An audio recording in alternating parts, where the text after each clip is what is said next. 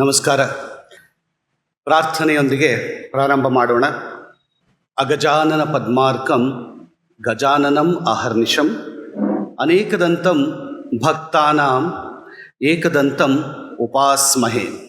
ಶ್ರುತಿ ಸ್ಮೃತಿ ಪುರಾಣಾನಾಂ ಆಲಯಂ ಕರುಣಾಲಯಂ ನಮಾಮಿ ಭಗವತ್ಪಾದಂ ಶಂಕರಂ ಲೋಕಶಂಕರಂ. ಇವತ್ತು 9ನೆಯ ದಿನ. ನಿನ್ನೆ ಹೇಳಿದ ಹಾಗೆ ಶ್ಲೋಕ 11 ಇದರಲ್ಲಿ 2 ಭಾಗ ಉಳಿದಿತ್ತು ನನ್ನ ಪ್ರಕಾರ. ಒಂದು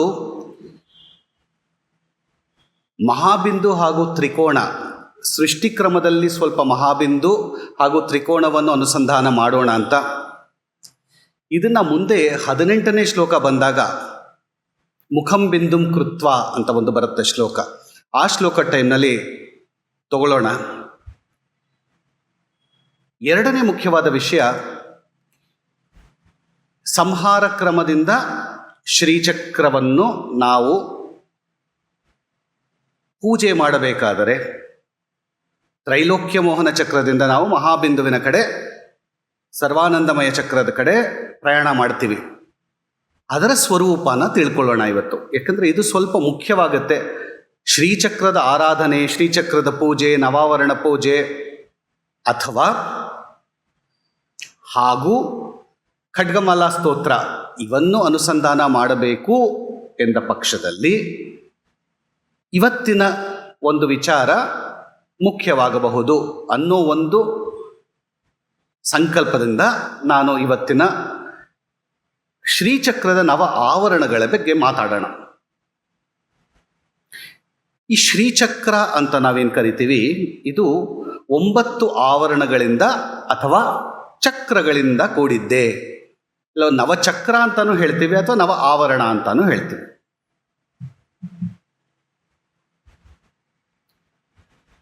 ಈ 9 ಆವರಣಗಳು ಬೇರೆ ಬೇರೆ ರೀತಿಯಾಗಿವೆ ಹಾಗೂ ಬೇರೆ ಬೇರೆ ಹೆಸರುಗಳಿಂದ ಕರೆಯಲ್ಪಟ್ಟಿವೆ.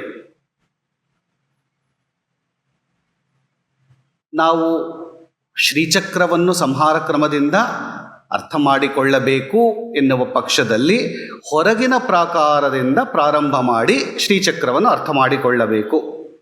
ಹೊರಭಾಗದ ಪ್ರಾಕಾರವನ್ನು ಚತುರಶ್ರ ಅಥವಾ ಚತುರಸ್ರ ಅಥವಾ ಭೂಪುರ ಅಂತ ಕರಿತೀವಿ. ಇದು 3 ಗೆರೆಗಳಿಂದ ಯುಕ್ತವಾಗಿದೆ. ನಿಮ್ಮಲ್ಲಿ ಮೊಬೈಲ್ ಇದ್ದರೆ ಶ್ರೀಚಕ್ರನ ತಗೊಳ್ಳಿ, ಆನ್ ಮಾಡ್ಕೊಳ್ಳಿ, ಗೊತ್ತಾಗುತ್ತೆ. ಹೊರಭಾಗದ ಚತುರಶ್ರವು 3 ಗೆರೆಗಳಿಂದ ಯುಕ್ತವಾಗಿದ್ದು, ಪ್ರತಿಯೊಂದು ಗೆರೆಯೂ ಒಂದರ ಒಳಗೆ ಒಂದು ಇರುವಂತೆ ಇದೆ. ಈ 3 ಗೆರೆಗಳು ಒಂದು ಕೋಟೆಯಂತೆ, ಒಂದರ ಒಳಗಿರುವ ಒಂದು ಕೋಟೆಯ ಹಾಗೆ ಇದೆ. ಈ 4 ಗೆರೆಗಳು ಇರುವ ಈ 3 ಎನ್ಕ್ಲೋಜರ್ಸ್ ಅಂತ ಕರಿತೀವಿ ಇಂಗ್ಲೀಷ್ನಲ್ಲಿ. ಇದಕ್ಕೆ 4 ಹೆಬ್ಬಾಗಿಲುಗಳು ಇವೆ. ಇದನ್ನು ಭೂಪುರ ಅಂತ ಕರಿತೀವಿ. ಕಾರಣ ಭೂಮಿಯಿಂದ ಪಸರಿಸಿರುವ ಹಾಗೂ ಭೂಮಿಯ ಜೊತೆಗೆ ಸಂಬಂಧವಿರುವ ಕಾರಣದಿಂದ ಇದು ಭೂಪುರ. ಅಂದರೆ ಇದು ಭೂಮಿಗೆ ಟಚ್ ಆಗ್ತಾ ಇರುತ್ತೆ, ಯಾವಾಗ ಭೂಮಿಗೆ ಸಂಬಂಧಪಟ್ಟಿದೆ. ಯಾಕಂದರೆ ಹೊರಗಿನಿಂದ ಬರಬೇಕಾದ್ರೆ ನಾವು ಪೃಥ್ವಿ ತತ್ವದಿಂದ ಒಳಗಡೆ ಬರಬೇಕು. ಆದ್ದರಿಂದ ಇದು ಭೂಪುರ. ಈ ಚತುರಶ್ರವನ್ನು ಬಿಟ್ಟು ಒಳಗೆ ಬಂದರೆ ಒಂದು ಕೇಂದ್ರ ಬಿಂದುವುಳ್ಳ 4 ವೃತ್ತಗಳ 3 ಗುಂಡು ಕಾವಲಿಗಳು, ಅಂದರೆ ವೃತ್ತ, ಸರ್ಕಲ್. ಆ ಸರ್ಕಲ್ ಅಂತ ನಾವು ಬರೆದಾಗ ಒಂದು ಸೆಂಟರ್ ಪಾಯಿಂಟ್ ಇರಬೇಕಲ್ಲ, ಆ ಒಂದು ಸೆಂಟರ್ ಪಾಯಿಂಟ್, ಒಂದೇ ಸೆಂಟರ್ ಪಾಯಿಂಟ್ ಇರುವ 3 ವೃತ್ತಗಳನ್ನು ದಾಟ್ಕೊಂಡು ಬರ್ತೀವಿ ಒಳಗಡೆ. ಇದನ್ನ ತ್ರಿವಲಯ ಅಂತ ಕರಿತೀವಿ. ಈ ಭೂಪುರ ಮತ್ತು ಈ ತ್ರಿವಲಯ ಎರಡನ್ನೂ ಸೇರಿಸಿ ನಾವು ಮೊದಲನೆಯ ಆವರಣ ಅಂತ ಕರಿತೀವಿ. ಇದನ್ನ ತ್ರೈಲೋಕ್ಯ ಮೋಹನ ಚಕ್ರ. ಇದರ ಅರ್ಥ 3 ಲೋಕಗಳನ್ನು ಮೋಹಗೊಳಿಸುವ ಚಕ್ರ, ತ್ರೈಲೋಕ್ಯ ಮೋಹನ. ಈ 3 ವಲಯಗಳನ್ನು ದಾಟಿ ಒಳಗೆ ಪ್ರವೇಶ ಮಾಡಿದಾಗ ಮುಂದಿನದ್ದು ಯಾವುದು? 16 ದಳಗಳ ಪದ್ಮ. ಈ 16 ದಳಗಳ ಪದ್ಮವನ್ನು ಸರ್ವಾಶಾ ಪರಿಪೂರಕ ಚಕ್ರ ಅಂತ ಕರಿತೀವಿ. ಅರ್ಥ ಎಲ್ಲ ಆಸೆಗಳನ್ನು ಪೂರೈಸುವ ಒಂದು ಚಕ್ರ ಅಥವಾ ಆವರಣ. ಈ 16 ದಳಗಳ ಪದ್ಮವನ್ನು ದಾಟಿ ಇನ್ನೊಂದು ಒಳಗಡೆಯ ಆವರಣವನ್ನು ಪ್ರವೇಶ ಮಾಡಿದಾಗ ನಮಗೆ ಬರುವ ಮುಂದಿನ ಚಕ್ರವೇ 8 ದಳಗಳ ಪದ್ಮ. ಈ ಆವರಣವನ್ನು ಸರ್ವಸಂಕ್ಷೋಭಣ ಅರ್ಥಾತ್ ಎಲ್ಲವನ್ನೂ ತಳ್ಳಣಗೊಳಿಸುವ ಚಕ್ರ ಎಂದು ಕರೆಯಲ್ಪಡುತ್ತದೆ. ಇದರಿಂದ ಮುಂದೆ ಪ್ರವೇಶ ಮಾಡಿದರೆ ಒಳಗಡೆ ಸಿಗುವ ಚಕ್ರಗಳೆಲ್ಲವೂ ತ್ರಿಕೋಣಯುಕ್ತ ಚಕ್ರ. 43 ತ್ರಿಕೋಣಗಳಿವೆ. ನಿನ್ನೆ ಹೇಳಿದ ಹಾಗೆ ಸಮಯಾಚಾರದ ಪ್ರಕಾರವಾಗಿ ನಾವು ಶಿವಚಕ್ರಗಳನ್ನು ದಾಟಿ ಈಗ ಶಕ್ತಿ ಚಕ್ರದ ಒಳಕ್ಕೆ ಬಂದ್ವಿ.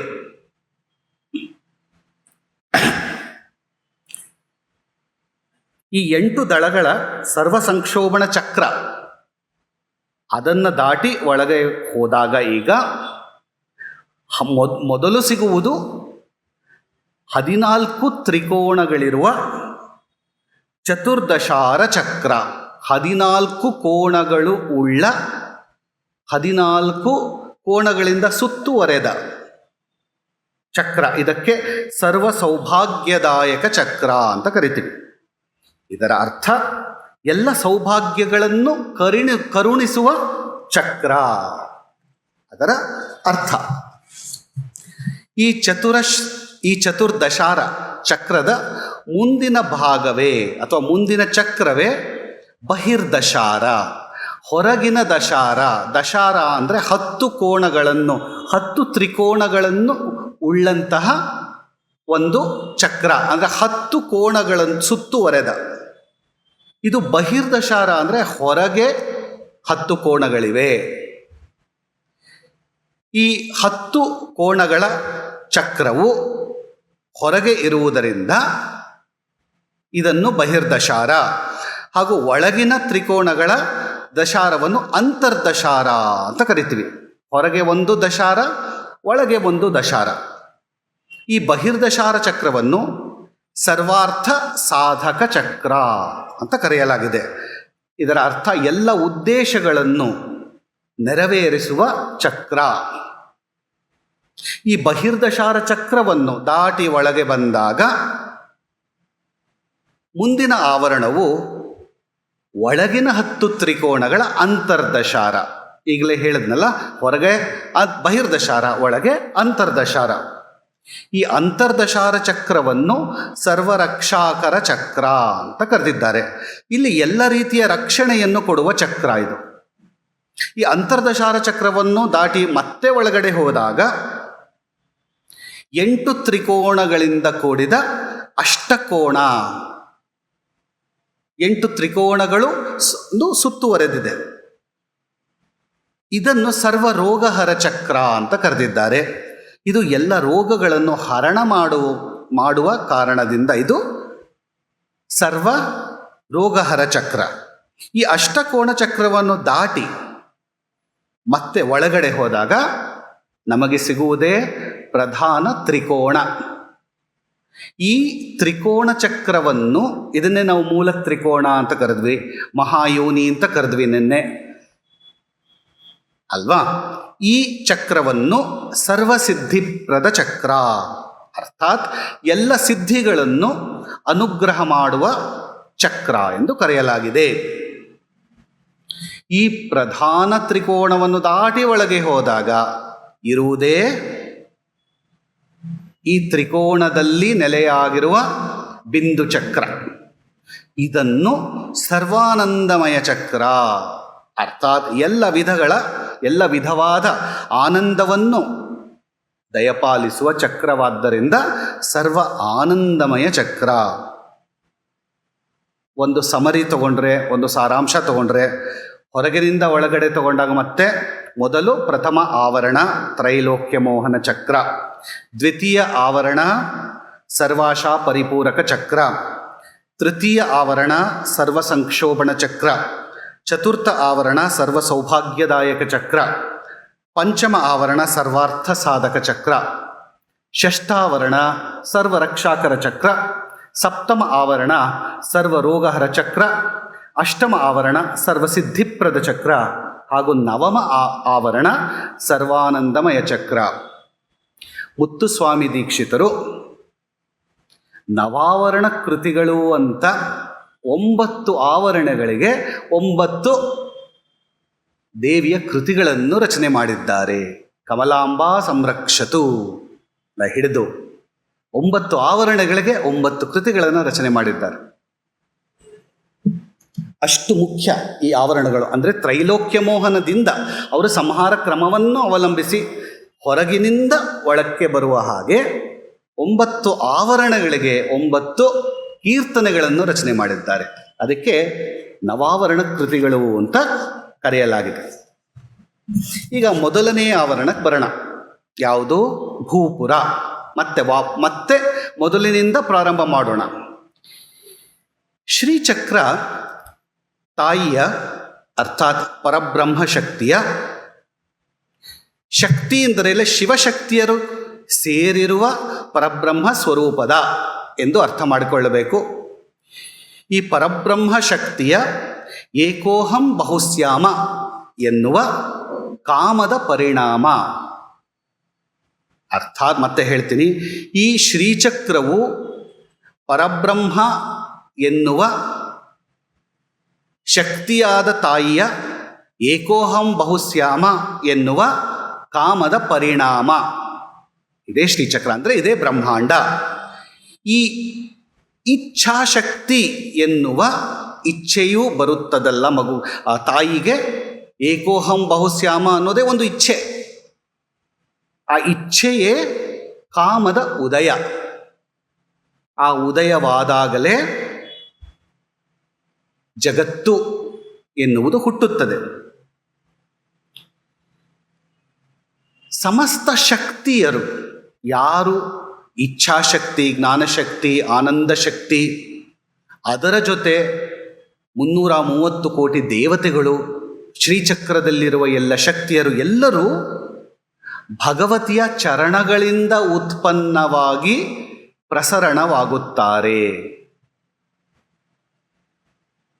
ಆ ಭಗವತಿಯ ಕಾಮಶಕ್ತಿ, ಇಚ್ಛಾಶಕ್ತಿ, ಏಕೋಹಂ ಬಹುಶ್ಯಾಮ ಎನ್ನುವ ಶಕ್ತಿಯೇ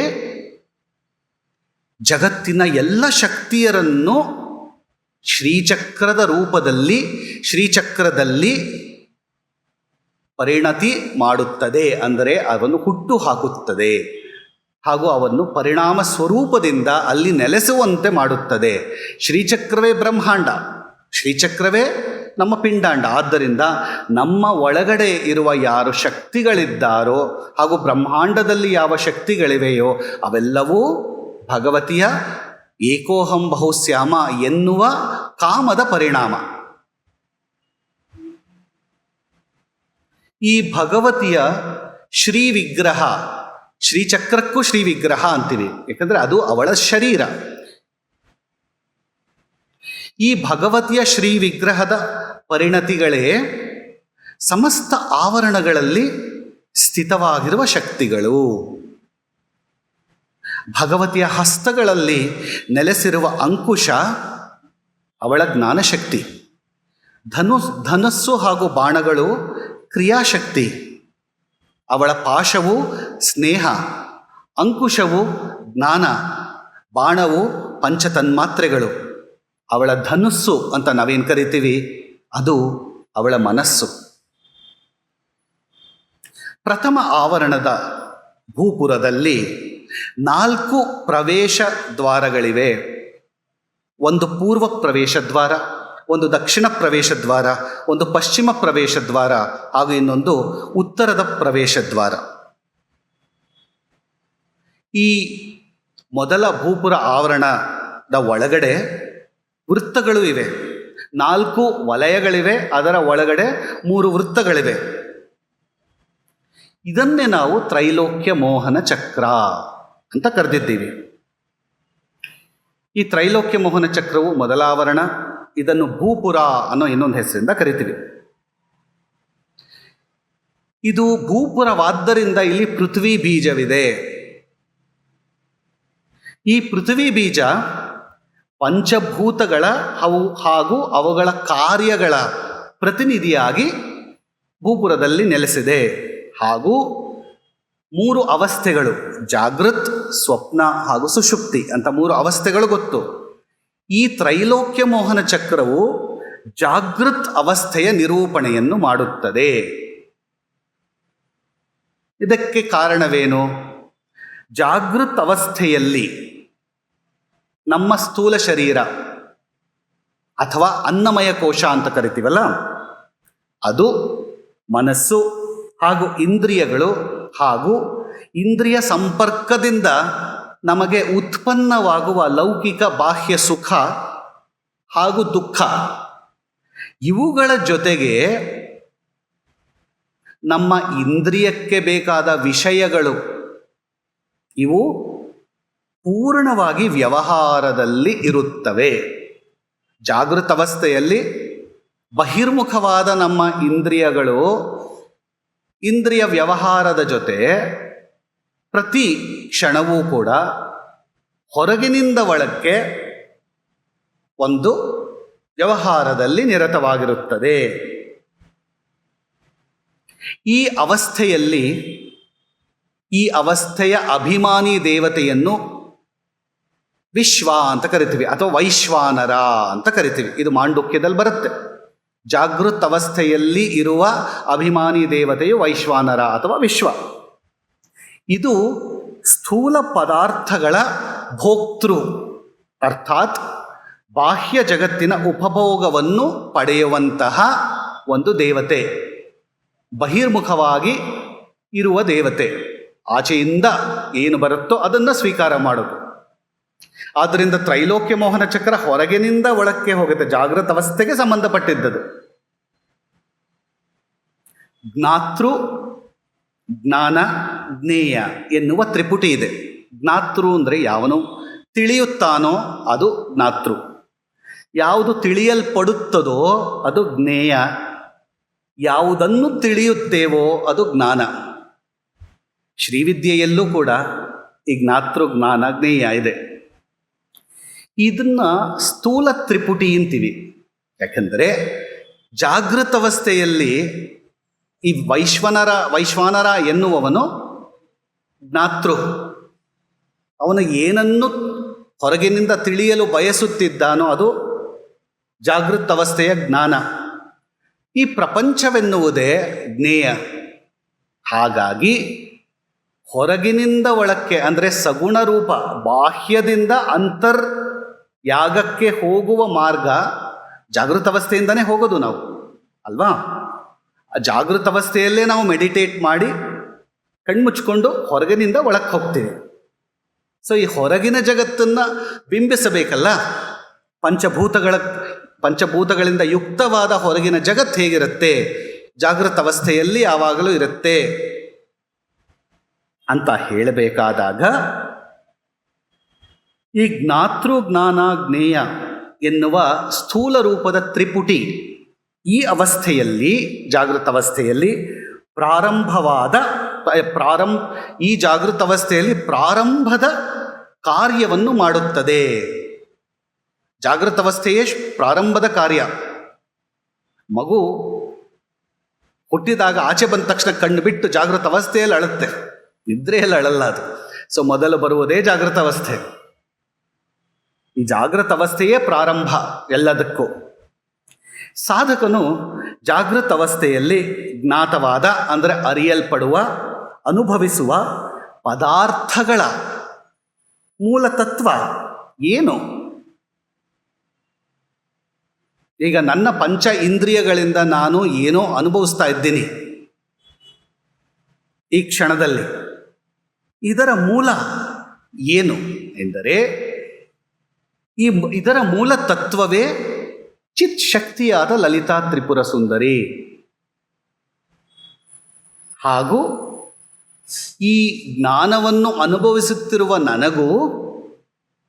ಜ್ಞಾತೃವಾದ ನನಗೂ ಹಾಗೂ ಜ್ಞೇಯ ಎನ್ನುವ ಪ್ರಪಂಚರೂಪದ ಅವಳಿಗೂ ಯಾವ ಭೇದವೂ ಇಲ್ಲ. ಆದರೆ ಅದು ಗೊತ್ತಿಲ್ಲ ನಮಗೆ. ಇಬ್ಬರು ಭಿನ್ನರಲ್ಲ, ಆದರೆ ನಮ್ಮಲ್ಲಿ ಒಂದು ಮನಸ್ಸು ಅಂತಿರುತ್ತಲ್ಲ, ಅದನ್ನು ಭಿನ್ನ ಭಿನ್ನ ಭಿನ್ನ ಭಿನ್ನ ಬೇರೆ, ನಾನೇ ಬೇರೆ, ನಾನು ಅನುಭವಿಸುತ್ತಿರುವ ಪ್ರಪಂಚವೇ ಬೇರೆ ಅಂತ ದ್ವೈತದಲ್ಲಿ ನಮ್ಮನ್ನು ಇಟ್ಟಿರುತ್ತೆ ಜಾಗೃತಾವಸ್ಥೆಯಲ್ಲಿ. ಕಾರಣ ಈ ಮನಸ್ಸು ಜ್ಞಾನ ಹಾಗೂ ಜ್ಞಾತ ಇವೆರಡರ ಸಾಧನವಾಗಿ ಅದು ಮಧ್ಯದಲ್ಲಿ ಒಂದು ಸಾಧನ ರೂಪದಿಂದ ಕೂತಿರುತ್ತದೆ. ಆ ಕಾರಣದಿಂದ ಅದನ್ನು ಸಾಧನವಾಗಿರೋದನ್ನು ಬಿಡಬೇಕು, ಬೈಪಾಸ್ ಮಾಡಬೇಕು ಮನಸ್ಸನ್ನು. ಆವಾಗ ಈ ಬ್ರಹ್ಮಾಂಡ ರೂಪಿಣಿಯಾದ ಪರಾದೇವತೆಯಾದ ತ್ರಿಪುರ ಸುಂದರಿ ಹಾಗೂ ನಾನು ಜಾಗೃತ ಅವಸ್ಥೆಯಲ್ಲಿ ಏನು ಅನುಭವಿಸ್ತಾ ಇದ್ದೀನಿ ಅದೆರಡು ಒಂದೇ ಅನ್ನೋದು ಒಂದು ನಿಧಾನಕ್ಕೆ ಆ ಜ್ಞಾನ ನಮಗೆ ಬರುತ್ತೆ. ಈ ತ್ರಿಪುಟಿ ಅಂತ ಹೇಳಿದ್ನಲ್ಲ ಮುಂಚೆ, ಜ್ಞಾತೃ, ಜ್ಞಾನ, ಜ್ಞೇಯ, ಇದು ಮನಸ್ಸು ನಾಶವಾದಾಗ ಇದು ನಾಶ ಆಗುತ್ತೆ. ದ್ವೈತದಿಂದ ಅದ್ವೈತಕ್ಕೆ ಸ್ವಲ್ಪ ಹೋಗುತ್ತೆ. ಆಗ ಉಪಾಸಕ ತನ್ನ ಆತ್ಮಿಕ ಮೋಕ್ಷವನ್ನು ಪಡೆದುಕೊಳ್ಳುತ್ತಾನೆ. ಇಲ್ಲಿ ಉಪಾಸಕ ತಿಳಿಯಬೇಕಾದ ಅಂಶ ಏನಿದೆ? ಪ್ರಕಟ ಯೋಗಿನಿಯರು ಅಂತ ಇಲ್ಲಿ ದೇವಿಯರಿದ್ದಾರೆ. ಈ ಪ್ರಕಟ ಯೋಗಿನಿಯರು ಈ ಒಂದು ಆವರಣದಲ್ಲಿ ಕುಳಿತಿದ್ದಾರೆ. ಇವರು ಯಾರು ಅಂದರೆ ಈ ಪರಾಶಕ್ತಿಯ ಕಿರಣಗಳೇ ಆಗಿದ್ದಾರೆ. ಪರಾಶಕ್ತಿಯಿಂದ ಸ್ವಲ್ಪ ಮೊದಲು ಹೇಳಿದೆ, ಪರಾಶಕ್ತಿಯಿಂದಲೇ ಅವರ ಇಚ್ಛಾಶಕ್ತಿಯಿಂದ ಅವರು ಪರಿಣಾಮ ಹೊಂದಿ ಶ್ರೀಚಕ್ರದಲ್ಲಿ ಆವರಣದಲ್ಲಿ ಕುಳಿತಿದ್ದಾರೆ. ಈ ಪರಾಶಕ್ತಿಯ ಕಿರಣ ಸ್ವರೂಪವೇ ಈ ಯೋಗಿನಿಯರು. ಈ ಶ್ರೀಚಕ್ರದಲ್ಲಿ ಮೊದಲೇ ಹೇಳಿದಾಗೆ ವೃತ್ತತ್ರಯಗಳು, ಇದು ರಕ್ತ, ಶುಕ್ಲ ಹಾಗೂ ಮಿಶ್ರ ಎನ್ನುವ ಬಿಂದುತ್ರಯಗಳು ಆಗಿವೆ. ಈ ರಕ್ತ, ಶುಕ್ಲ ಹಾಗೂ ಮಿಶ್ರ ಎನ್ನುವ ಬಿಂದುಗಳು, ಇದರ ಬಗ್ಗೆ ನಾವು ಮುಖಂ ಬಿಂದುಂ ಕೃತ್ವ ಎನ್ನುವ 19ನೇ ಶ್ಲೋಕಕ್ಕೆ ಹೋದಾಗ ಅರ್ಥ ಮಾಡ್ಕೋತೀವಿ. ಕಾಮಕಲಾ ಎನ್ನುವ ಸ್ವರೂಪ ನೋಡಿದಾಗ ಈ ರಕ್ತ ಬಿಂದುವು ಅಗ್ನಿ ಸ್ವರೂಪ, ಶ್ವೇತ ಬಿಂದುವು ಚಂದ್ರ ಅಥವಾ ಸೋಮ ಸ್ವರೂಪ, ಮಿಶ್ರ ಬಿಂದುವು ಸೂರ್ಯ ಸ್ವರೂಪ. ಸೋಮ, ಸೂರ್ಯ, ಅಗ್ನಿ ಎಂದರೆ ನಮ್ಮ ಇಡ, ಪಿಂಗಳ ಹಾಗೂ ಸುಷುಮ್ನ ನಾಡಿಗಳೇ ಆಗಿವೆ. ಮುಂದೆ ತ್ರೈಲೋಕ್ಯ ಮೋಹನ ಚಕ್ರದಲ್ಲಿ ಇರುವ ಆವರಣ ದೇವತೆಗಳು ಯಾರು ಅಂತ ನೋಡಿದಾಗ ಭೂಪುರ ಅನ್ನೋ ಪದ ತಗೊಳ್ಳೋಣ. ಭೂಪುರದಲ್ಲಿ ಪುರ ಅನ್ನೋ ಪದಕ್ಕೆ ಅರ್ಥ ಕಾರ್ಯಕ್ಷೇತ್ರ. ಇದು ಭೂಮಿಗೆ ಸಂಬಂಧಪಟ್ಟಿದ್ದರಿಂದ ಭೂಮಿಯಿಂದ ಪಸರಿಸಿರುವಂತಹ ಒಂದು ಪ್ರದೇಶ. ಒಂದರ ಒಳಗಡೆ ಒಂದು ಇರುವಂತೆ 3 ರೇಖೆಗಳಿಂದ ಕೂಡಿದ ಈ ಭಾಗವು ಚೌಕಾಕೃತಿಯಲ್ಲಿ ಸ್ಥಿತವಾಗಿದೆ. ಪ್ರತ್ಯೇಕ ಚತುರಸ್ರಕ್ಕೆ, ಚತುರಸ್ರ ಅಂದರೆ ಈ ಸ್ಕ್ವೇರ್ ಅಂತ ಕರಿತೀವಲ್ಲ, ಅದು 3 ಸ್ಕ್ವೇರ್, ಒಂದರ ಒಳಗೆ ಒಂದು 3 ಸ್ಕ್ವೇರ್ ಇದೆ. ಆ 3ಕ್ಕೂ ಪ್ರತ್ಯೇಕ ಶ್ರೇಣಿ ಇದೆ. ಆ 3 ಶ್ರೇಣಿಯ ದೇವತೆಗಳು ಅಂದರೆ 3 ಲೆವೆಲ್ ದೇವತೆಗಳು, 3 ಈ ಕೋಟೆ ಎನ್ನುವ 3 ಎನ್ಕ್ಲೋಜರ್ನಲ್ಲಿ 3 ರೀತಿಯ ದೇವತೆಗಳು ಸ್ಥಿತರಾಗಿದ್ದಾರೆ. ಈ 3 ಶ್ರೇಣಿಗಳ ಆವರಣ ದೇವತೆಗಳು ಯಾರು? ಮೊದಲ ಶ್ರೇಣಿಯಲ್ಲಿ ಸಿದ್ಧಿದೇವಿಗಳಿದ್ದಾರೆ ಆಚೆ, ಅದರ ಒಳಗಡೆ ಮಾತೃಕಾದೇವಿಯರಿದ್ದಾರೆ ಹಾಗೂ ಅದರ ಒಳಗಡೆ ಮುದ್ರಾದೇವಿಯರಿದ್ದಾರೆ. ಸೊ ಈ ಆಚೆ ಇರುವ ತ್ರೈಲೋಕ್ಯ ಮೋಹನ ಚಕ್ರಕ್ಕೆ ಹೊರಗಡೆ ಇರುವ ಸ್ಕ್ವೇರ್ ಅಂತ ಕರಿತೀವಲ್ಲ, ಈ ಚತುರಸ್ರ, ಅದಕ್ಕೆ ಸಿದ್ಧಿದೇವಿ ಮಂದಿರ ಅಂತ ಕರೀತಾರೆ. ಇಲ್ಲಿ ಅಣಿಮ ಆದಿ ಸಿದ್ಧಿಯರು ವಿದ್ಯೆಯರ ರೂಪದಲ್ಲಿ ಸ್ಥಿತರಾಗಿದ್ದಾರೆ. ಅದರ ಒಳಗಡೆ ಇರುವ ಎನ್ಕ್ಲೋಜರ್, ಭೂಪುರದ ಎನ್ಕ್ಲೋಜರ್, ಮಾತೃಕಾದೇವಿಯರ ಮಂದಿರವಿದೆ. ಭೂಪುರದ ಮಧ್ಯದ ರೇಖೆಯಲ್ಲಿ ತ್ವಚ ಮುಂತಾದ ಧಾತುಗಳು ಹಾಗೂ ಅಷ್ಟಮ ಸಂಪೂರ್ಣ ವಿಗ್ರಹಗಳು ಅಂದರೆ ಬ್ರಾಹ್ಮಿ ಆದಿಯಾಗಿ ಅಷ್ಟಮಾತೃಕೆಯರು ಇದರೊಳಗಡೆ ಸ್ಥಿತರಾಗಿದ್ದಾರೆ. ಅಲ್ಲಿಂದ ಮತ್ತೆ ಒಳಗಡೆ ಹೋದಾಗ ಮುದ್ರಾದೇವಿಯರು ಭೂಪುರದ ಒಳಗಿನ ರೇಖೆಯಲ್ಲಿ ಸಂಕ್ಷೋಭಿಣಿ ಆದಿಯಾದ 9 ಮುದ್ರಾ ಶಕ್ತಿಯರು ಸ್ಥಿತರಾಗಿದ್ದಾರೆ. ಸೊ ಮೊದಲ ಚತುರಸ್ರದ ಸಿದ್ಧಿದೇವಿ ಮಂದಿರದಲ್ಲಿ ಯಾರಿದ್ದಾರೆ ಅಂದರೆ ಅಣಿಮಾ ಸಿದ್ಧಿ, ಲಘಿಮಾ ಸಿದ್ಧಿ, ಮಹಿಮಾ ಸಿದ್ಧಿ, ಈಶತ್ವ ಸಿದ್ಧಿ, ವಶಿತ್ವ ಸಿದ್ಧಿ, ಪ್ರಾಕಾಮ್ಯ ಸಿದ್ಧಿ, ಭುಕ್ತಿ ಸಿದ್ಧಿ, ಇಚ್ಛಾಸಿದ್ಧಿ, ಪ್ರಾಪ್ತಿ ಸಿದ್ಧಿ ಹಾಗೂ ಸರ್ವಕಾಮ ಸಿದ್ಧಿ. ಎರಡನೇ ಚತುಸ್ರ, ಇದರಲ್ಲಿ ಬ್ರಾಹ್ಮಿ ಮಾಹೇಶ್ವರಿ ಆದಿಯಾಗಿ ಯಾರಿದ್ದಾರೆ? ಬ್ರಾಹ್ಮಿ, ಮಾಹೇಶ್ವರಿ, ಕೌಮಾರಿ, ವೈಷ್ಣವಿ, ವಾರಾಹಿ, ಮಾಹೇಂದ್ರಿ, ಚಾಮುಂಡಿ, ಮಹಾಲಕ್ಷ್ಮಿ ಎನ್ನುವ 8 ಮಾತೃಕಾಶಕ್ತಿಯರು. ನಮಗೆ ಸಪ್ತ ಮಾತೃಕೆಯರು ಅಂತ ಕರಿತೀವಿ. ಮಹಾಲಕ್ಷ್ಮಿಯನ್ನು ಒಡಗೂಡಿದರೆ ಅಷ್ಟಮಾತೃಕೆಯರಾಗ್ತಾರೆ. ಈ ಅಷ್ಟಮಾತೃಕೆಯರು ಹೊರಗಿನ ಎರಡನೆಯ ಚೌಕದ ಒಳಗಡೆ ಇವರಿದ್ದಾರೆ. ಇವರು ಸ್ಥೂಲ ಶರೀರದ ಹಾಗೂ ಜೀವದ ಉಪಭೋಗದ ನಿವಾಸ ಸ್ಥಾನವನ್ನು ನಿರ್ಮಿಸಿದಂತಹ ಅಷ್ಟಧಾತುಗಳ ಹಾಗೂ ಅದರ ಅವಶ್ಯಕ ಘಟಕಗಳ ನಿರೂಪಣೆಯನ್ನು ಮಾಡುತ್ತಾರೆ. ಈ ಅಷ್ಟಧಾತುಗಳು ಯಾವುದು? ನಮ್ಮ ಚರ್ಮ, ರಕ್ತ, ಮಾಂಸ, ಮಜ್ಜ, ಅಸ್ಥಿ, ವಸ, ವೀರ್ಯ ಹಾಗೂ ಶಕ್ತಿ. ಇವುಗಳನ್ನು ಅವರು ನಿಯಂತ್ರಣ ಮಾಡುತ್ತಾರೆ. ಮೂರನೇ ಚತುರಸ್ರದ ದೇವತೆಗಳು ಯಾರು? ಇವರು ಸಾಂಸಾರಿಕ ಆನಂದದ ಮೂರ್ತಿ ದೇವತೆಗಳು. ಇವರು ಸರ್ವ ಸಂಕ್ಷೋಭಿಣಿ, ಸರ್ವವಿದ್ರಾವಿಣಿ, ಸರ್ವಾಕರ್ಷಿಣಿ, ಸರ್ವವಶಂಕರಿ, ಸರ್ವೋನ್ಮಾದಿನಿ, ಸರ್ವಮಹಾಂಕುಶೆ, ಸರ್ವಖೇಚರಿ, ಸರ್ವಬೀಜೆ, ಸರ್ವಯೋನೆ, ಸರ್ವತ್ರಿಕಂಡೇ ಎನ್ನುವ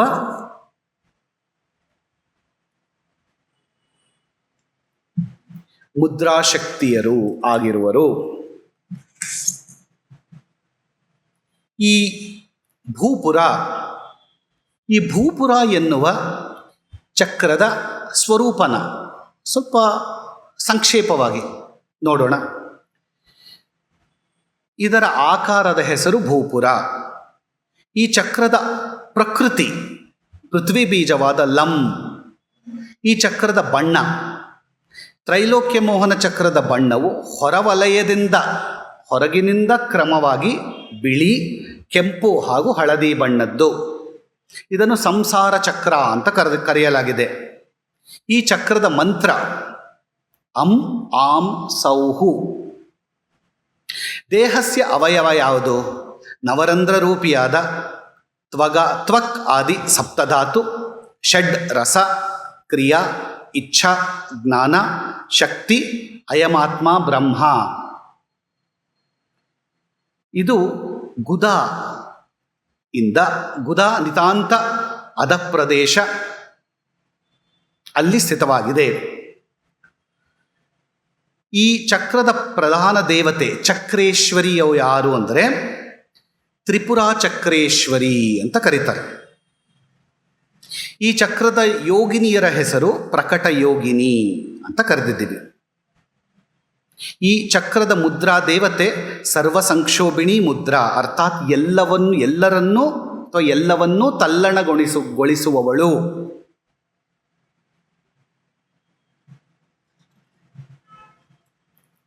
ಈ ಮೊದಲನೇ ಚತುಸ್ರ ನೋಡಿದ್ವಿ. ಇಲ್ಲಿ ಅಣಿಮ, ಲಘಿಮ ಆದಿ ಅಷ್ಟಸಿದ್ಧಿಯರು ಇದ್ದಾರೆ.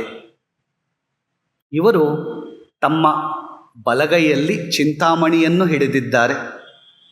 ಎಡಗೈಯಲ್ಲಿ ಅಭಯವನ್ನು ಹಿಡಿದಿದ್ದಾರೆ. ಇವುಗಳಲ್ಲಿ ಪಂಚಜ್ಞಾನೇಂದ್ರಿಯ, ಪಂಚಕರ್ಮೇಂದ್ರಿಯ ಹಾಗೂ ಅನುಕೂಲ ಮತ್ತು ಪ್ರತಿಕೂಲ ಹಾಗೂ ಅಪೇಕ್ಷೆ ಎನ್ನುವ 3 ಮಾನಸಿಕ ವೃತ್ತಿಗಳ ನಿರೂಪಣೆಯಾಗುತ್ತದೆ. ಲಲಿತೋಪಾಖ್ಯಾನ ಬ್ರಹ್ಮಾಂಡ ಪುರಾಣದಲ್ಲಿ ಬ್ರಹ್ಮಾಂಡ ಪುರಾಣ, ಲಲಿತೋಪಾಖ್ಯಾನ, ಲಲಿತಾ ಸಹಸ್ರನಾಮ, ಲಲಿತಾ ತ್ರಿಶತಿ ಎನ್ನುವ 4 ಗ್ರಂಥಗಳು ಅಡಕವಾಗಿವೆ. ಇದರಲ್ಲಿ ಲಲಿತೋಪಾಖ್ಯಾನ ಎನ್ನುವುದು ಅತ್ಯಂತ ಪ್ರಶಸ್ತವಾದ ಮುಖ್ಯವಾದ ಗ್ರಂಥ. ಲಲಿತಾ ಸಹಸ್ರನಾಮ ಗೊತ್ತು ನಮಗೆ, ಆದರೆ ಲಲಿತೆಯ ಉಪಾಖ್ಯಾನ ಗೊತ್ತಿಲ್ಲ. ಲಲಿತೋಪಾಖ್ಯಾನದ 30ನೇ ಅಧ್ಯಾಯದಲ್ಲಿ ಸಿದ್ಧಿದೇವಿಯರನ್ನು ಕುರಿತು ಹೇಳಲಾಗಿದೆ. ನಾನು ಆ ಶ್ಲೋಕ ಹೇಳಲ್ಲ, ಅದರ ಅರ್ಥ ಹೇಳ್ತೀನಿ. ಚಿಂತಾಮಣಿ ಗೃಹದ 1 ಯೋಜನ ಅಗಲದ ಗೋಡೆಗೂ ಹಾಗೂ ಬಿಂದು ಚಕ್ರದ ವೇದಿಕೆಗೂ ಮಧ್ಯದಲ್ಲಿರುವ ನೆಲದ ಪ್ರದೇಶವು 3 ಕ್ರೋಶಗಳಷ್ಟು ವಿಸ್ತಾರವಾಗಿರುವುದು ಹಾಗೂ ಈ 3 ಕ್ರೋಶಗಳ ಅಗಲವಾದ ಪ್ರದೇಶದಲ್ಲಿ ಅಣಿಮ ಮೊದಲಾದ 24,000 ದೇವತಾ ಶಕ್ತಿಯರು ತಮ್ಮ ದೇಹದ ಕಾಂತಿಯಿಂದಲೇ ಬೆಳಗುತ್ತಾ ಹಸ್ತಕ್ರಮದಲ್ಲಿ ಅರ್ಥಾತ್ 1 ಮೊಳದ ದೂರದ ಅಂತರದಲ್ಲಿ ಬಿಂದು ಪೀಠದ ಈಶಾನ್ಯದ ಭಾಗದವರೆಗೂ 14 ಪ್ರಾಕಾರಗಳಲ್ಲಿ ನೆಲೆಸಿರುವರು. ಶ್ರೀಚಕ್ರ ಎಷ್ಟು ದೊಡ್ಡದಾಗಿದೆ ಬ್ರಹ್ಮಾಂಡದ ರೂಪದಲ್ಲಿ ಅಂತ ಲಲಿತೋಪಾಖ್ಯಾನದಲ್ಲಿ ಗೊತ್ತಾಗುತ್ತೆ. ಮುಂದೆ ಇನ್ನೂ ಕೆಲವು ಶ್ಲೋಕಗಳು ಹೇಳ್ತಾರೆ, ಅದರ ಅರ್ಥ ಹೇಳ್ತೀನಿ. ಕುಂಭ ಸಂಭವನಾದ ಅಗಸ್ತ್ಯ ಮುನಿಯೇ ಕೇಳು, ಇವುಗಳ ನಡುವಿನ ದೂರವನ್ನು ವಿಭಾಗಿಸಿದರೆ ಆಗುವ ಹಸ್ತ ಸಂಖ್ಯೆಯನ್ನು ನಾನು ಹೇಳುವೆನು ಕೇಳು. ಚಿಂತಾಮಣಿ ಗೃಹವು ಮಹಾಪದ್ಮಾಟವಿ ಸ್ಥಳದಿಂದ 20 ಹಸ್ತಗಳ ಎತ್ತರದಲ್ಲಿ ಇರುತ್ತದೆ. ಅಲ್ಲಿಯೇ ಅದರ ಸುತ್ತಲೂ ಅಣಿಮಾದಿ ಸಿದ್ಧಿದೇವಿಯರು ನೆಲೆಸಿದ್ದಾರೆ. ಅಣಿಮಾ ನಂತರ ವಿಸ್ತಾರವು 4 ನಲ್ವಗಳು, 100 ಹಸ್ತಗಳು ಸೇರಿ 1 ನಲ್ವವೆನಿಸುತ್ತದೆ. ನಲ್ವವನ್ನು ಕಿಷ್ಕು ಎಂದು ಕರೆಯಲಾಗುತ್ತದೆ. 1 ಹಸ್ತವು 1 ಮೊಳದಷ್ಟು ಉದ್ದ ಎಂದು ತಿಳಿಯಬೇಕು. ಈ ಪ್ರದೇಶದಲ್ಲಿಯೇ ಅಣಿಮಾದಿ ದೇವತೆಗಳು ಪೂರ್ವ ಮೊದಲಾದ ದಿಕ್ಕುಗಳಲ್ಲಿ ತಮ್ಮ ತಮ್ಮ ಮಂದಿರಗಳನ್ನು ಸ್ಥಾಪಿಸಿ ವಾಸ ಮಾಡಿರುವರು. 8ನೇ ಶ್ಲೋಕದಲ್ಲಿ ಏನು ಹೇಳಿದ್ವಿ? ಚಿಂತಾಮಣಿ ಗೃಹ, ಮಹಾಪದ್ಮಾಟವಿ ಸಂಸ್ಥಾ ಎಲ್ಲ ಸಹಸ್ರಾರದಲ್ಲಿ ಇಲ್ಲಿದೆ. It is even beyond imagination. ನಾವು ಬ್ರಹ್ಮಾಂಡದ ಲೆವೆಲಲ್ಲಿ ನೋಡಿದಾಗ ಯಾಕೆ ಹೇಳ್ತಾ ಇದ್ದೀನಿ ಅಂದರೆ, ಮುಂದೆ ಲಲಿತೋಪಾಖ್ಯಾನದಲ್ಲಿ ಏನಿದೆಯಪ್ಪ ಅಂದಾಗ ಲಲಿತಾ ಸಹಸ್ರನಾಮದಲ್ಲಿ ಏನಿದೆಯೋ, ಸೌಂದರ್ಯ ಲಹರಿಯಲ್ಲಿ ಏನಿದೆಯೋ, ತ್ರಿಶತಿಯಲ್ಲಿ ಏನಿದೆಯೋ, ಖಡ್ಗಮಾಲಾದಲ್ಲಿ ಏನಿದೆಯೋ, ದುರ್ಗಾ ಸಪ್ತಶತಿಯಲ್ಲಿ ಏನಿದೆಯೋ ಎಲ್ಲವೂ ಒಂದೇ. ಮತ್ತು ಮುಂದೆ ಕೆಲವು ಶ್ಲೋಕದಲ್ಲಿ ಹೇಳ್ತಾರೆ, ಸಿದ್ಧಿದೇವಿಯರ ಮಂದಿರದಲ್ಲಿ ಅಣಿಮ, ಮಹಿಮ, ಗರಿಮ, ಲಘಿಮ, ಈಶಿತ್ವ, ವಶಿತ್ವ, ಪ್ರಾಕಾಮ್ಯ, ಭುಕ್ತಿ, ಇಚ್ಛಾ, ಪ್ರಾಪ್ತಿ, ಸರ್ವಕಾಮ ಎನ್ನುವ ಈ ಸಿದ್ಧಿದೇವಿಯರು ಉತ್ತಮವಾದವರು. ರಸಸಿದ್ಧಿ, ಮೋಕ್ಷಸಿದ್ಧಿ, ಬಲಸಿದ್ಧಿ, ಖಡ್ಗಸಿದ್ಧಿ, ಪಾದುಕಾಸಿದ್ಧಿ, ಅಂಜನಸಿದ್ಧಿ, ವಾಕ್ಸಿದ್ಧಿ, ಲೋಹಸಿದ್ಧಿ, ದೇಹಸಿದ್ಧಿ ಎನ್ನುವ ಮುಂತಾದ ಈ ಸಿದ್ಧಿದೇವಿಯರೂ ಕೂಡ ಯೋಗಿಗಳಿಗೆ ಸಮ್ಮತರಾಗಿರುವರು. ನಾವು ಮೊದಲು ನೋಡಿದ್ವಿ, ಮೂಲಾಧಾರ ಚಕ್ರದಲ್ಲಿ ಸಿದ್ಧಿದೇವಿಯರು ನೆಲೆಸಿದ್ದಾರೆ ಅಂತ. ಮೂಲಾಧಾರ ಚಕ್ರವು ಭೂಮಿಗೆ ಸಂಬಂಧಪಟ್ಟ ಚಕ್ರ, ಈ ಭೂಪುರವು ಭೂಮಿಗೆ ಸಂಬಂಧಪಟ್ಟ ಚಕ್ರವಾದ್ದರಿಂದ ಮೂಲಾಧಾರ ಚಕ್ರವು ಭೂಪುರವು ಒಂದಕ್ಕೊಂದಕ್ಕೆ ಸಂಬಂಧವಿದೆ ಅಂತ ಇಲ್ಲಿ ಅರ್ಥ ಮಾಡ್ಕೋಬೇಕು. ಅಲ್ಲೂ ಪೃಥ್ವಿ ಬೀಜವಾದ ಲಂ ಸ್ಥಿತವಾಗಿದೆ, ಭೂಪುರದಲ್ಲೂ ಲಂ ಬೀಜವು ಸ್ಥಿತವಾಗಿದೆ. ಅಂದರೆ ತ್ರೈಲೋಕ್ಯ ಮೋಹನ ಚಕ್ರವು ನಮ್ಮ ಮೂಲಾಧಾರಕ್ಕೆ ಸಂಬಂಧಪಟ್ಟಿದ್ದು. ಮೊನ್ನೆ ಹೇಳ್ತಿದ್ವಲ್ಲ, ಶ್ರೀಚಕ್ರದ ಯಾವ ಚಕ್ರವು ನಮ್ಮ ಷಟ್ಚಕ್ರಕ್ಕೆ ಯಾವ ಚಕ್ರಕ್ಕೆ ಸಂಬಂಧಪಡುತ್ತೆ ಅಂದರೆ, ಮೊದಲೇ ಬಂದು ಆಧಾರ, ಮೊದಲು ಮೂಲ ಆಧಾರ ತ್ರೈಲೋಕ್ಯ ಮೋಹನ ಚಕ್ರ ಒಂದಕ್ಕೊಂದು ಕನೆಕ್ಟ್ ಆಗಿದೆ. ಅಲ್ಲಿಂದ ಮುಂದಕ್ಕೆ ತೊಗೊಂಡೋಗ್ಬೇಕು. ಗೊತ್ತಾಯ್ತಲ್ಲ ಕನೆಕ್ಷನ್? ಈಗ ಮುಂದೆ ಇನ್ನೊಂದು ಶ್ಲೋಕದಲ್ಲಿ ಹೇಳ್ತಾರೆ ಲಲಿತೋಪಾಖ್ಯಾನದಲ್ಲಿ, ಇಂತಹ ಕೋಟ್ಯಾಂತರ ಸಂಖ್ಯೆಗಳಲ್ಲಿ ಸಿದ್ಧಿದೇವಿಯರೆಲ್ಲರೂ ಮಂಗಳಕರವಾದ ಅಣಿಮಾದಿಗಳ ಮಂದಿರಗಳಲ್ಲಿ ಸುತ್ತಲೂ ನೆಲೆಸಿ ಶ್ರೀ ಲಲಿತಾ ಪರಮೇಶ್ವರಿಯನ್ನು ಓಲೈಸುತ್ತಿರುವರು.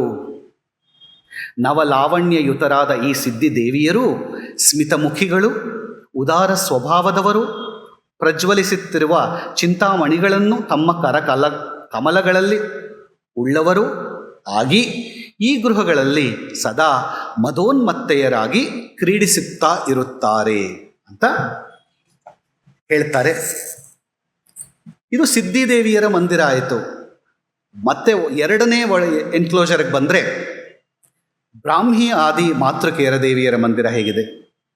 ಲಲಿತೋಪಾಖ್ಯಾನದಲ್ಲಿ ಮತ್ತೆ ಹೇಳ್ತಾರೆ, 30ನೇ ಅಧ್ಯಾಯದಲ್ಲಿ ಬ್ರಾಹ್ಮಿ ಆದಿ ಮಾತೃಕಾ ದೇವಿಯರನ್ನು ಕುರಿತು ಹೇಳ್ತಾ, ಈ ಅಣಿಮಾ ಮಹಿಮಾ ಮೊದಲಾದ ಸಿದ್ಧಿದೇವಿಯರ ಮಂದಿರದ ಮೇಲ್ಭಾಗದಲ್ಲಿ 20 ಹಸ್ತಗಳ ಎತ್ತರವೂ ಹಾಗೂ 4 ನಲ್ವಗಳ ಅಗಲವೂ ಇರುವ ಹಾಗೂ 4 ದಿಕ್ಕುಗಳಲ್ಲಿಯೂ ಸೋಪಾನ ಪಂಕ್ತಿಗಳಿಂದ, ಅಂದರೆ ಮೆಟ್ಟಲುಗಳು, ಆ ಸೋಪಾನ ಪಂಕ್ತಿಗಳಿಂದ ಯುಕ್ತವಾದ, ಅರ್ಥಾತ್ ಮೆಟ್ಟಿಲುಗಳ ಸಾಲುಗಳನ್ನು ಒಳಗೊಂಡ ಸುಮನೋಹರವಾಗಿರುವ ಬ್ರಾಹ್ಮಿ ಆದಿ ದೇವಿಯರ ಮಂದಿರವು ವಿರಾಜಮಾನವಾಗಿ ಶೋಭಿಸುತ್ತಿರುವುದು. ಮತ್ತೆ ಮುಂದಿನ ಶ್ಲೋಕಗಳಲ್ಲಿ ಬರುತ್ತೆ, ಯಾರು ಇವರು ಎಂದರೆ ಬ್ರಾಹ್ಮಿ, ಮಾಹೇಶ್ವರಿ, ಕೌಮಾರಿ, ವೈಷ್ಣವಿ, ವಾರಾಹಿ, ಮಾಹೇಂದ್ರಿ, ಚಾಮುಂಡ, ಮಹಾಲಕ್ಷ್ಮಿ ಎನ್ನುವ ಅಷ್ಟಮಾತೃಕ ದೇವಿಯರು ಈ ಪ್ರದೇಶದ ಪೂರ್ವಾದಿ ದಿಕ್ಕುಗಳಲ್ಲಿ ಪ್ರದಕ್ಷಿಣ ಕ್ರಮದಿಂದ, ಪ್ರದಕ್ಷಿಣ ನಾವು ಹೇಗೆ ಹಾಕ್ತೀವಿ, ಕ್ಲಾಕ್ ವೈಸಾ ಆಂಟಿ ಕ್ಲಾಕ್ ವೈಸಾ? Clockwise. ಸೊ ಪ್ರದಕ್ಷಿಣ ಕ್ರಮದಲ್ಲಿ ತಮ್ಮ ತಮ್ಮ ಮಂದಿರವನ್ನು ಸ್ಥಾಪಿಸಿಕೊಂಡು ವಿವಿಧ ಆಯುಧಗಳನ್ನು ಧರಿಸಿ ನೆಲೆಸಿರುವರು. ಕಾಲಡಿಗೆ ಹೋದಾಗ ನಮಗೆ ಅಲ್ಲಿ ಶಂಕರ ಭಗವತ್ಪಾದರ ಒಂದು ತಾಯಿಯ ಒಂದು ಬೃಂದಾವನ ಇದೆ. ಆ ಬೃಂದಾವನದ ಪಕ್ಕದಲ್ಲಿ ಸಪ್ತಮಾತೃಕೆಯರ ಮಂದಿರ ಇದೆ. ಅದರಲ್ಲಿ ಬ್ರಾಹ್ಮಿ ಮಂದಿರವೇ ಫೇಸ್ ಆಗಿರೋ ಮಂದಿರ ಫ್ರಂಟಲ್ಲಿ, ಅಷ್ಟಮಾತೃಕೆಯರೆಲ್ಲ ಸಪ್ತಮಾತೃಕೆಯರ ಮಂದಿರ ಇದೆ. ಸೊ ಸಪ್ತಮಾತೃಕೆಯರು ಹಾಗೂ ಅಷ್ಟಮಾತೃಕೆಯರನ್ನು ತುಂಬ ಪ್ರಶಸ್ತ ಕೊಟ್ಟಿದ್ದಾರೆ ನಮ್ಮ ಒಂದು ಸನಾತನ ಧರ್ಮದಲ್ಲಿ. ಮುಂದೆ ಮುದ್ರಾದೇವಿಯರ ಮಂದಿರ, ಅದರ ಬಗ್ಗೆ ಲಲಿತೋಪಾಖ್ಯಾನ ಏನು ಹೇಳುತ್ತೆ? ಎಲೈ ಕುಂಭ ಸಂಭವನೆ, ಅರ್ಥಾತ್ ಕುಂಭದಲ್ಲಿ ಜನಿಸಿದ ಅಗಸ್ತ್ಯ ಮಹರ್ಷಿಯ ಕೇಳು. ಇದರ ನಂತರ ಆ ಬ್ರಾಹ್ಮಿ ಆದಿ ಮಂದಿರಗಳ ಮೇಲ್ಭಾಗದಲ್ಲಿ 20 ಹಸ್ತಗಳ ಎತ್ತರವೂ ಆದ 4 ನಲ್ವಗಳ ವಿಸ್ತಾರವೂ ಉಳ್ಳ ಮುದ್ರಾ ಮಂದಿರವು ಕಂಗೊಳಿಸುತ್ತಿರುವುದು ಎಂದು ತಿಳಿದುಕೋ. ಅಲ್ಲಿಯೇ ಮುದ್ರಾದೇವಿಯರು ವಾಸವಾಗಿರುವರು. ಇವರನ್ನು ಸಂಕ್ಷೋಭಿಣಿ, ವಿದ್ರಾವಿಣಿ, ಆಕರ್ಷಿಣಿ, ವಶ್ಯ, ಉನ್ಮಾದ, ಮಹಾಂಕುಶ, ಖೇಚರಿ, ಬೀಜ, ಯೋನಿ, ತ್ರಿಖಂಡಿಕ ಎನ್ನುವ ಈ ದಶಮುದ್ರಾ ದೇವಿಯರು ಇಲ್ಲಿ ಸುಪ್ರತಿಷ್ಠೆಯಾಗಿರುವರು. ಅತ್ಯಂತ ಸುಂದರ ರೂಪಿಣಿಯರು, ನವಯೌವನಶಾಲಿಯರು, ಮನೋಹರವಾದ ತಮ್ಮ ಕಾಂತಿಯಿಂದ ಆ ಭುವನವೆಲ್ಲವನ್ನೂ ಬೆಳಗುತ್ತಿರುವವರೂ ಆಗಿ ಆ ಮುದ್ರಾದೇವಿಯರೆಲ್ಲರೂ ಶ್ರೀ ಲಲಿತಾ ಪರಮೇಶ್ವರಿಯನ್ನೇ ಓಲೈಸುತ್ತಿರುವರು. ಇದರ ಪಾಲಕಳು ಮುದ್ರಾದೇವಿಯಾದ ಸಂಕ್ಷೋಭಿಣಿ ಮುದ್ರಾದೇವಿ. ಈ ಲಲಿತೋಪಾಖ್ಯಾನದಲ್ಲಿ ಮುಂದೆ ತ್ರೈಲೋಕ್ಯ ಮೋಹನವನ್ನು, ಚಕ್ರವನ್ನು ಕುರಿತೇ ಹೇಳ್ತಾರೆ. ಏನು ಹೇಳ್ತಾ ಇದ್ದಾರೆ? ಈ 3 ಮಂದಿರಗಳು ಸೇರಿ, ಅರ್ಥಾತ್ ಸಿದ್ಧಿದೇವಿ ಮಂದಿರ ಅಂದರೆ ಹೊರಗಿನ ಎನ್ಕ್ಲೋಜರ್, ಮಾತೃಕಾದೇವಿ ಮಂದಿರ ಮಧ್ಯದ ಎನ್ಕ್ಲೋಜರ್, ಹಾಗೂ ಮುದ್ರಾದೇವಿ ಮಂದಿರ ಮಧ್ಯದ ಎನ್ಕ್ಲೋಜರ್, ಈ 3 ಸೇರಿ ತ್ರೈಲೋಕ್ಯ ಮೋಹನ ಚಕ್ರ ಎಂದು ಹೆಸರು ಪಡೆದಿದೆ.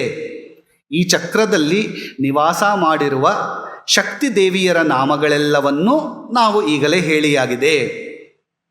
ಚಕ್ರ ನಾಯಿಕೆಯಾದ ಶ್ರೀ ತ್ರಿಪುರಾಂಬಿಕೆಯು ಇವರೆಲ್ಲರ ಒಡತಿಯಾಗಿರುವಳು. ಸರ್ವಸಂಕ್ಷೋಭಿಣಿ ಮುದ್ರಾಶಕ್ತಿಯು ಇವೆಲ್ಲದರ ಪಾಲನಕರ್ತ್ರಿಯಾಗಿರುವಳು.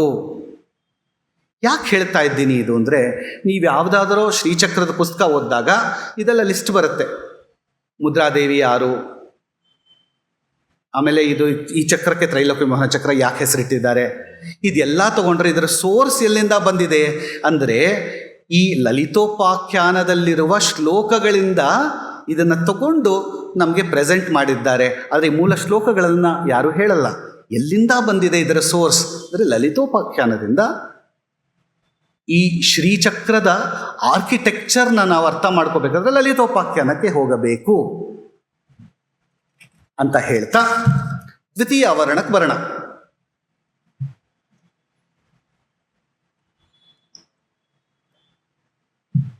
ಚೆನ್ನಾಗಿದೆಯಾ ಇದು? ಅರ್ಥ ಆಗ್ತಿದೆ ಅಲ್ವಾ? ಯಾಕಂದರೆ ಅಧಿದೈವಿಕವಾಗಿ ನಾವು ಅಧಿಭೌತಿಕವಾಗಿ ನಾವು ಶ್ರೀಚಕ್ರ ತಿಳ್ಕೊಂಡಿರ್ತೀವಿ, ನೋಡ್ತೀವಿ.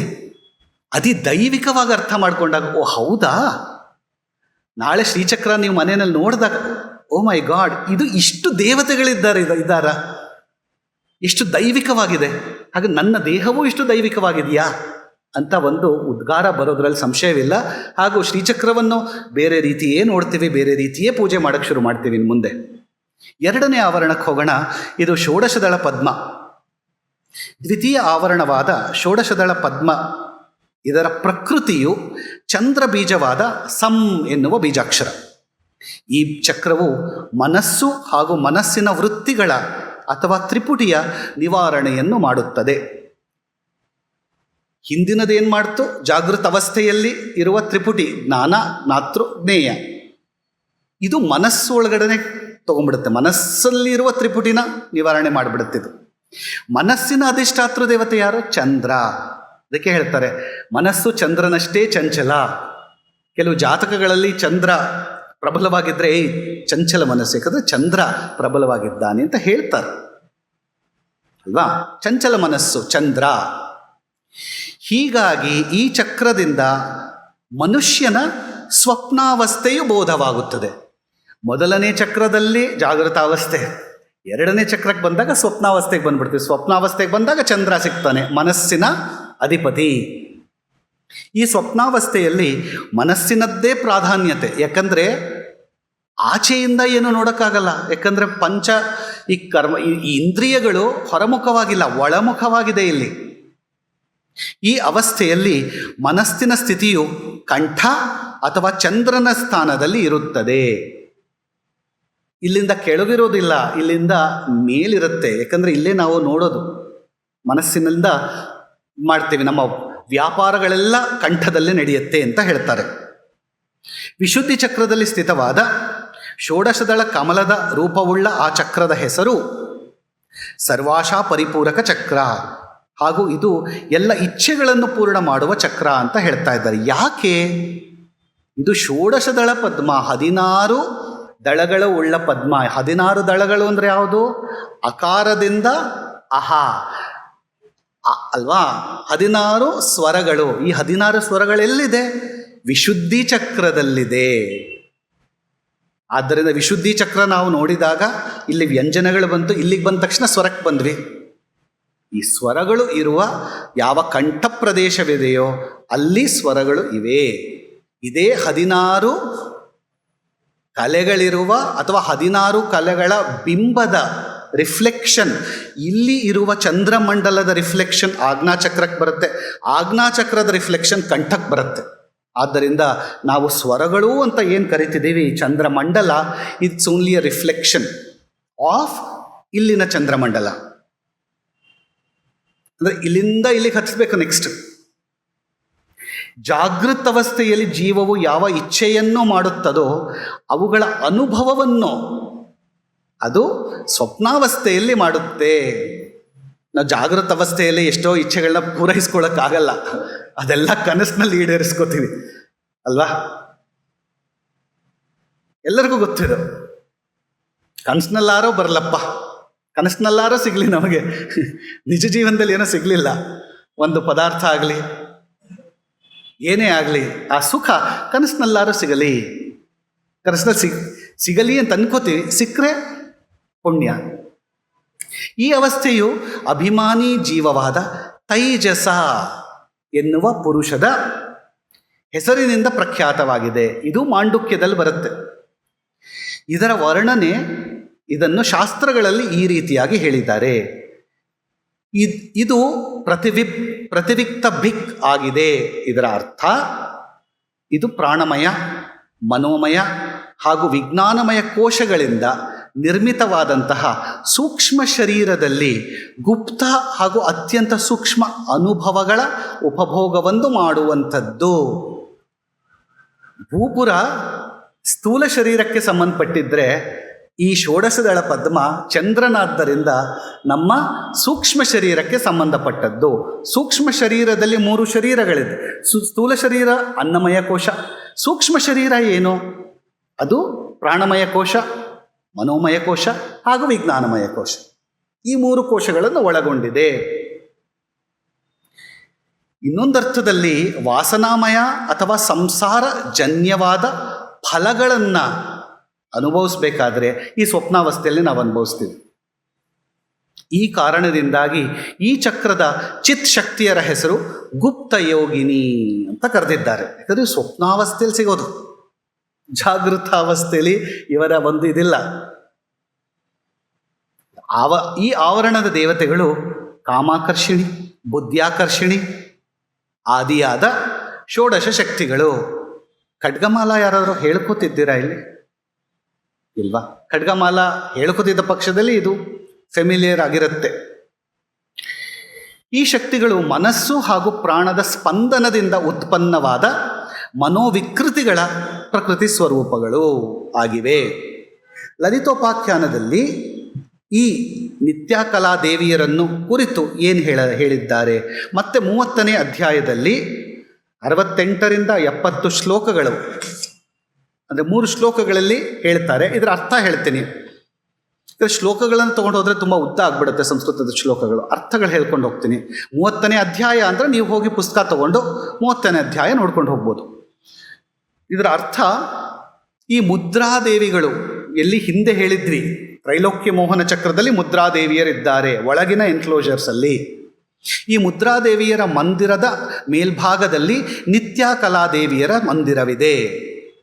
16 ಆದ್ದರಿಂದ ಇವರು 16 ನಿತ್ಯರು. ಎಷ್ಟಿದ್ದಾರೆ ನಿತ್ಯರು? 16. ಈ ನಿತ್ಯರು ಯಾರು? ಪಾಡ್ಯದಿಂದ ಹಿಡಿದು ಹುಣ್ಣಿಮೆಯವರೆಗೂ ಬರುವವರು ಅವರನ್ನೇ ಷೋಡಶಿ ಕಲಾ ಅಂದರು. ಈ ಷೋಡಶಿ ಕಲೆಗಳೇ ನಮ್ಮ ಕಂಠದಲ್ಲಿರುವ, ಇಲ್ಲೂ ಸ್ಥಿತರಾಗಿದ್ದಾರೆ. ಆಕಾರದಿಂದ ಹಿಡಿದು ಅಹಾವರೆಗೆ.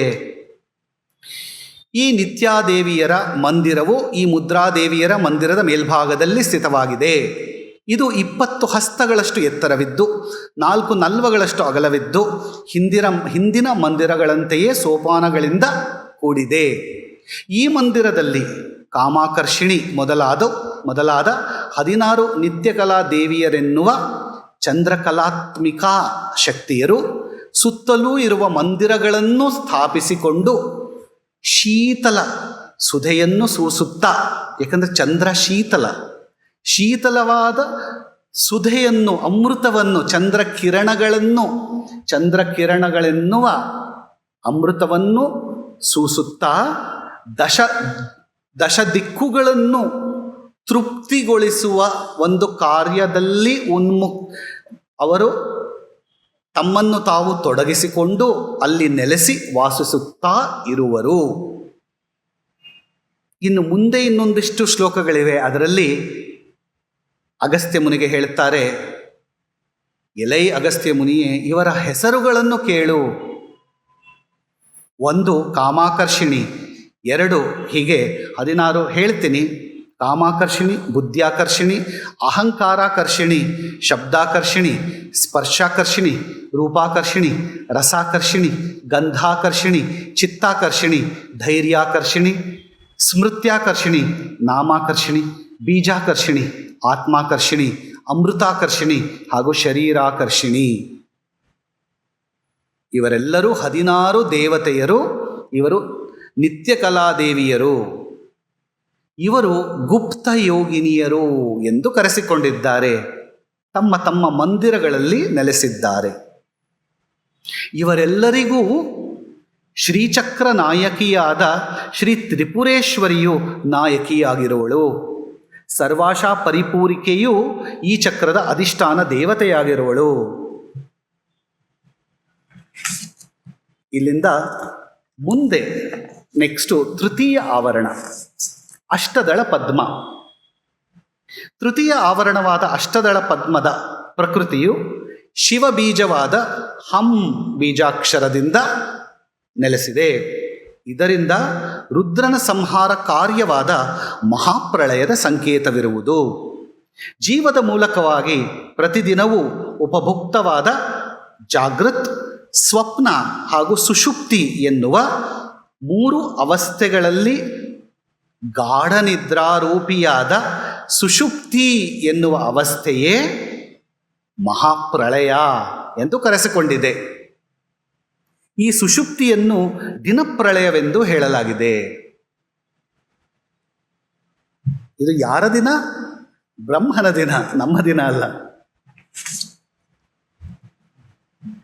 ಈ ಸುಷುಪ್ತಿಯ ಅವಸ್ಥೆಯಲ್ಲಿ ವಿಷಯಾಶ್ರಿತವಾದ ಅರ್ಥಾತ್ ಪದಾರ್ಥನಿಷ್ಠವಾದ ಜಗತ್ ಅಥವಾ ಪ್ರಮೇಯ ಹಾಗೂ ಪ್ರಮಾಣ ಅರ್ಥಾತ್ ಜ್ಞಾನದ ಶಕ್ತಿಯನ್ನು ಇಟ್ಟುಕೊಂಡಿರುವ ಮನಸ್ಸು ಈ ಪ್ರಮೇಯ ಹಾಗೂ ಪ್ರಮಾಣಗಳೆರಡೂ ವಿಲೀನವಾಗುತ್ತವೆ ಹಾಗೂ ಕೇವಲ ಪ್ರಮಾತ ಮಾತ್ರವೇ ಕರ್ಮಶೀಲವಾಗಿರುತ್ತದೆ.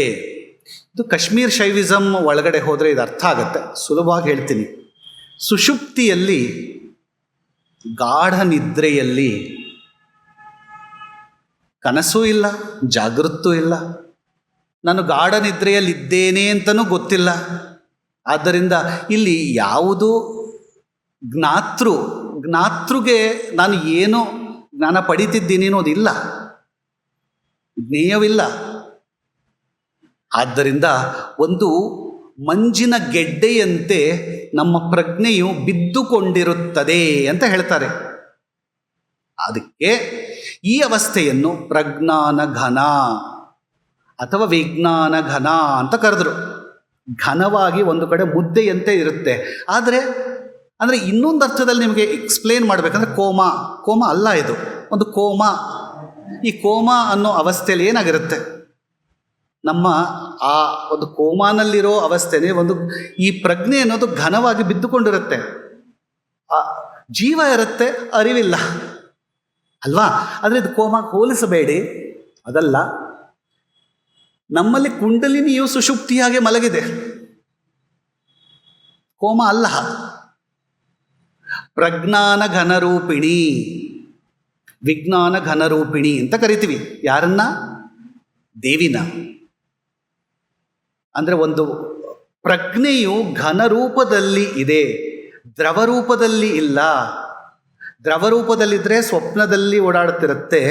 ಅದು ಒಂದು ಗಾಳಿಯಾಗಿ ಹೋದಾಗ ಅದು ಜಾಗೃತಿ ಕೊಟ್ಟೋಗುತ್ತೆ. ಇಲ್ಲೇನಾಗುತ್ತೆ? ಅದು ಒಂದು ಘನರೂಪವಾಗಿ ಬಿದ್ದುಕೊಂಡಿರುತ್ತೆ. ಇದು ಮಾಂಡುಕ್ಯದಲ್ಲಿ ಹೇಳ್ತಾರೆ. ನೀವು ಸಚ್ಚಿದಾನಂದ ಸರಸ್ವತಿಗಳ ಆಧ್ಯಾತ್ಮ ಪ್ರಕಾಶನದ ಮಾಂಡುಕ್ಯೋಪನಿಷತ್ ಮಂಜರಿ ಎನ್ನುವ ಅತ್ಯಂತ ಸುಂದರವಾದ ಒಂದು ಗ್ರಂಥ ಇದೆ, ನಮ್ಮ ಪುಸ್ತಕ ಭಂಡಾರಗಳಲ್ಲಿ ಸಿಗತ್ತೆ. ಅದನ್ನು ತಗೊಂಡು ಓದಿದಾಗ ಇದರ ಬ್ಯೂಟಿಫುಲ್, ತುಂಬ ಚೆನ್ನಾದ ವಿಸ್ತೃತವಾದ ವರ್ಣನೆ ಕೊಡ್ತಾರೆ. ಜಾಗೃತ ಅವಸ್ಥೆ ಅಂದ್ರೇನು? ನಮ್ಮಲ್ಲಿ ನಾವು ಜಾಗೃತಲ್ಲಿದ್ದೀವಿ, ಆದರೆ ಏನು ಅಂತ ಗೊತ್ತೇ ಇಲ್ಲ. ದಿನಕ್ಕೆ ಅಟ್ಲೀಸ್ಟ್ ಒಂದು 10-15 ಗಂಟೆಗಳು ಜಾಗೃತದಲ್ಲಿರ್ತೀವಿ, ಆದರೆ ಏನು ಮಾಡ್ತಾ ಇದ್ದೀವಿ ಗೊತ್ತಿಲ್ಲ. ಉಳಿದ ಟೈಮು ನಿದ್ದೆ ಮಾಡ್ತೀವಿ. ಆ ನಿದ್ರೆಯಲ್ಲಿ ಸ್ವಪ್ನದಲ್ಲಿದ್ದೀನೋ ಸುಷುಪ್ತಿಯಲ್ಲಿದ್ದೀನೋ ಗೊತ್ತಿಲ್ಲ. ಅದರಿಂದ ಆಚೆ ಬಂದ ಮೇಲೆ ಬೆಳಗ್ಗೆ ಎದ್ದಾಗ ನನ್ನ ಕನಸು ಬಿದ್ದಿತ್ತು, ತುಂಬ ಚೆನ್ನಾಗಿ ನಿದ್ದೆ ಬಂತು, ಒಂದು ಕನಸು ಇರಲಿಲ್ಲ, ಆರಾಮಾಗಿ ನಿದ್ದೆ ಮಾಡಿದೆ. ಅದು ಸುಷುಪ್ತಿ. ಆದರೆ ಸುಷುಪ್ತಿಯಲ್ಲಿ ಇದ್ದಾಗ ಸುಷುಪ್ತಿಯಲ್ಲಿ ಇದ್ದೀನಿ ಅಂತ ಗೊತ್ತಿಲ್ಲ. ಎಚ್ಚರವಾದ ಮೇಲೆ ಮಾತ್ರ ಸುಷುಪ್ತಿಯಲ್ಲಿ ಇದ್ದೆ ಅನ್ನೋ ಒಂದು ಮೆಮೊರಿ ಇರುತ್ತೆ. ಅದರಿಂದಾನೇ ನಾನು ಎನ್ನುವ ಅಹಂಕಾರದ ಅರಿವಿದೆ. ಇದೆಲ್ಲ ಇದರೊಳಗಡೆ ಬರುತ್ತೆ. ಇದನ್ನು ನಮ್ಮ ಒಳಗಡೆ ಆಡಿಸ್ತಿರೋರು ಯಾರು?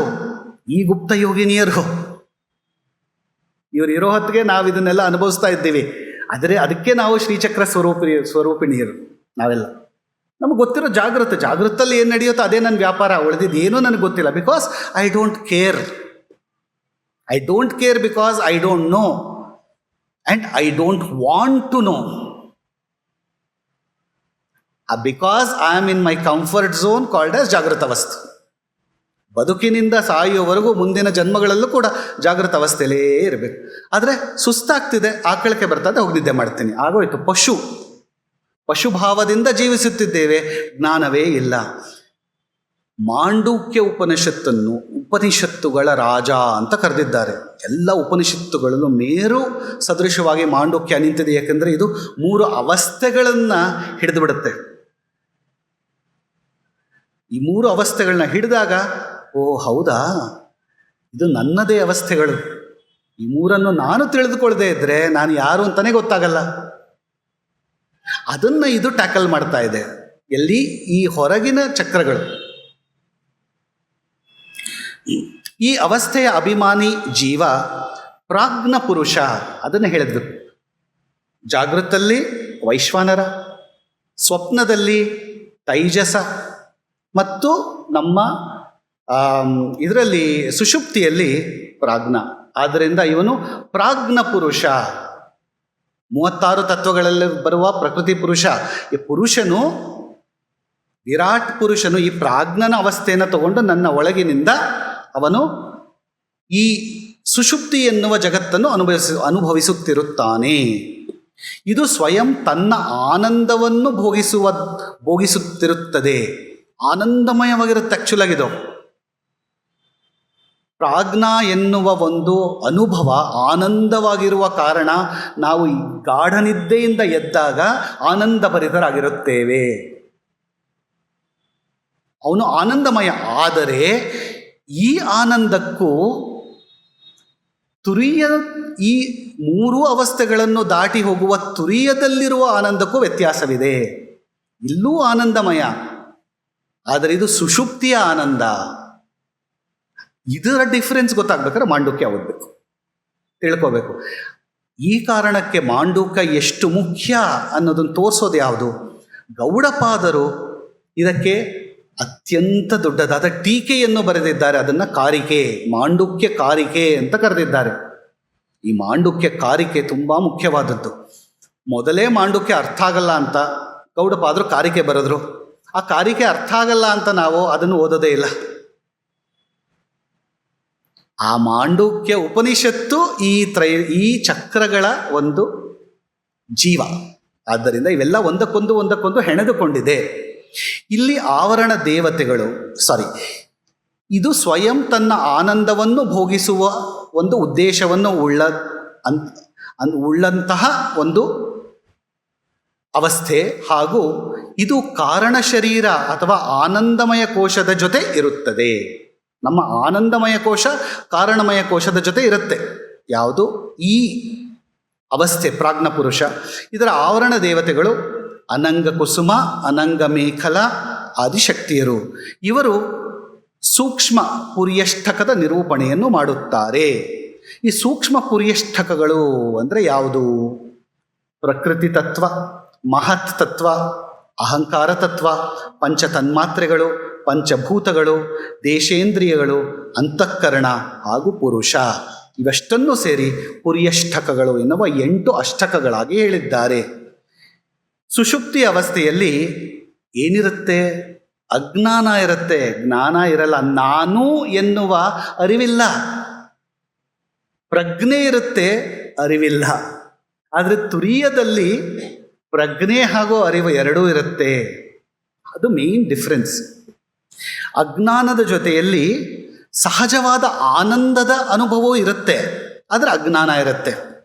ಆದರೆ ಅಂತರ್ ಹಾಗೂ ಬಾಹ್ಯ ಜಗತ್ತು ಸ್ಥೂಲ ಹಾಗೂ ಸೂಕ್ಷ್ಮವನ್ನು ತನ್ನ ಒಳಗೆ ಎಳ್ಕೊಂಡ್ಬಿಟ್ಟಿರುತ್ತೆ.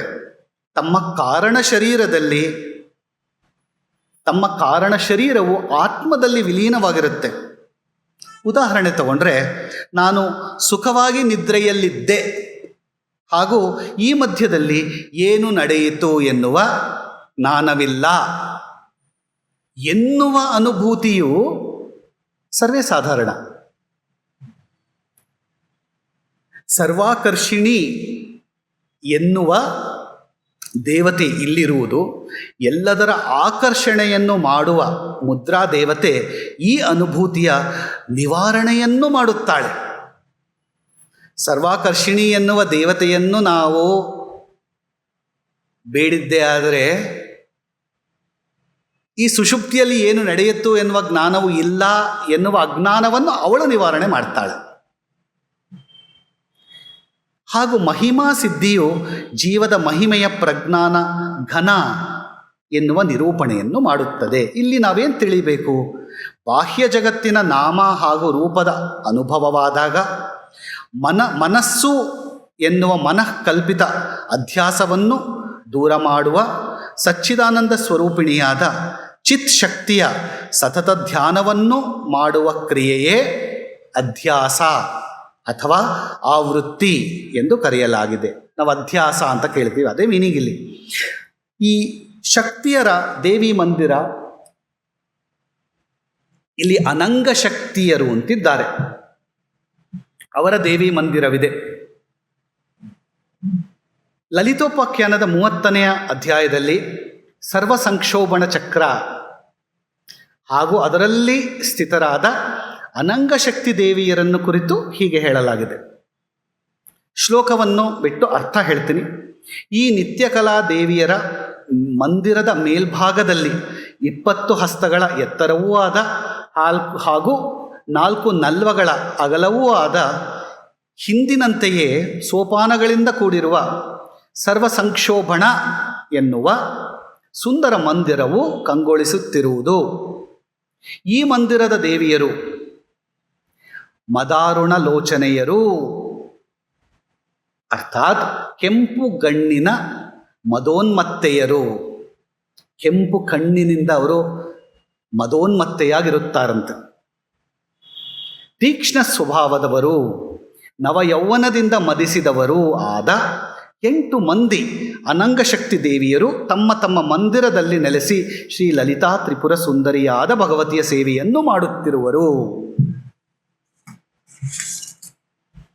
ಮತ್ತೆ ಮುಂದಿನ ಶ್ಲೋಕಗಳಲ್ಲಿ ಲಲಿತೋಪಾಖ್ಯಾನದಲ್ಲಿ ಹೇಳ್ತಾರೆ, ಈ ಶಕ್ತಿಯರೇ ಯಾರು?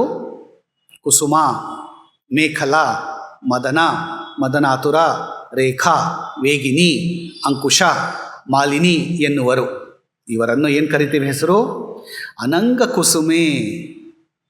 ಅನಂಗ ಕುಸುಮೆ ಗುಪ್ತತರ ಯೋಗಿನಿ, ಅನಂಗ ಮೇಖಲೆ ಗುಪ್ತತರ ಯೋಗಿನಿ, ಅನಂಗ ಮದನೆ ಗುಪ್ತತರ ಯೋಗಿನಿ, ಅನಂಗ ಮದನಾತುರೆ ಅನಂಗ ಮದನಾತುರೆ ಗುಪ್ತತರ ಯೋಗಿನಿ, ಅನಂಗ ರೇಖೆ ಗುಪ್ತತರ ಯೋಗಿನಿ, ಅನಂಗ ವೇಗಿನಿ ಗುಪ್ತತರ ಯೋಗಿನಿ, ಅನಂಗ ನಂಕುಶೆ ಗುಪ್ತತರ ಯೋಗಿನಿ, ಅನಂಗ ಮಾಲಿನಿ ಗುಪ್ತತರ ಯೋಗಿನಿ. ಇವರೆಲ್ಲರೂ ಗುಪ್ತತರ ಯೋಗಿನಿಯರು.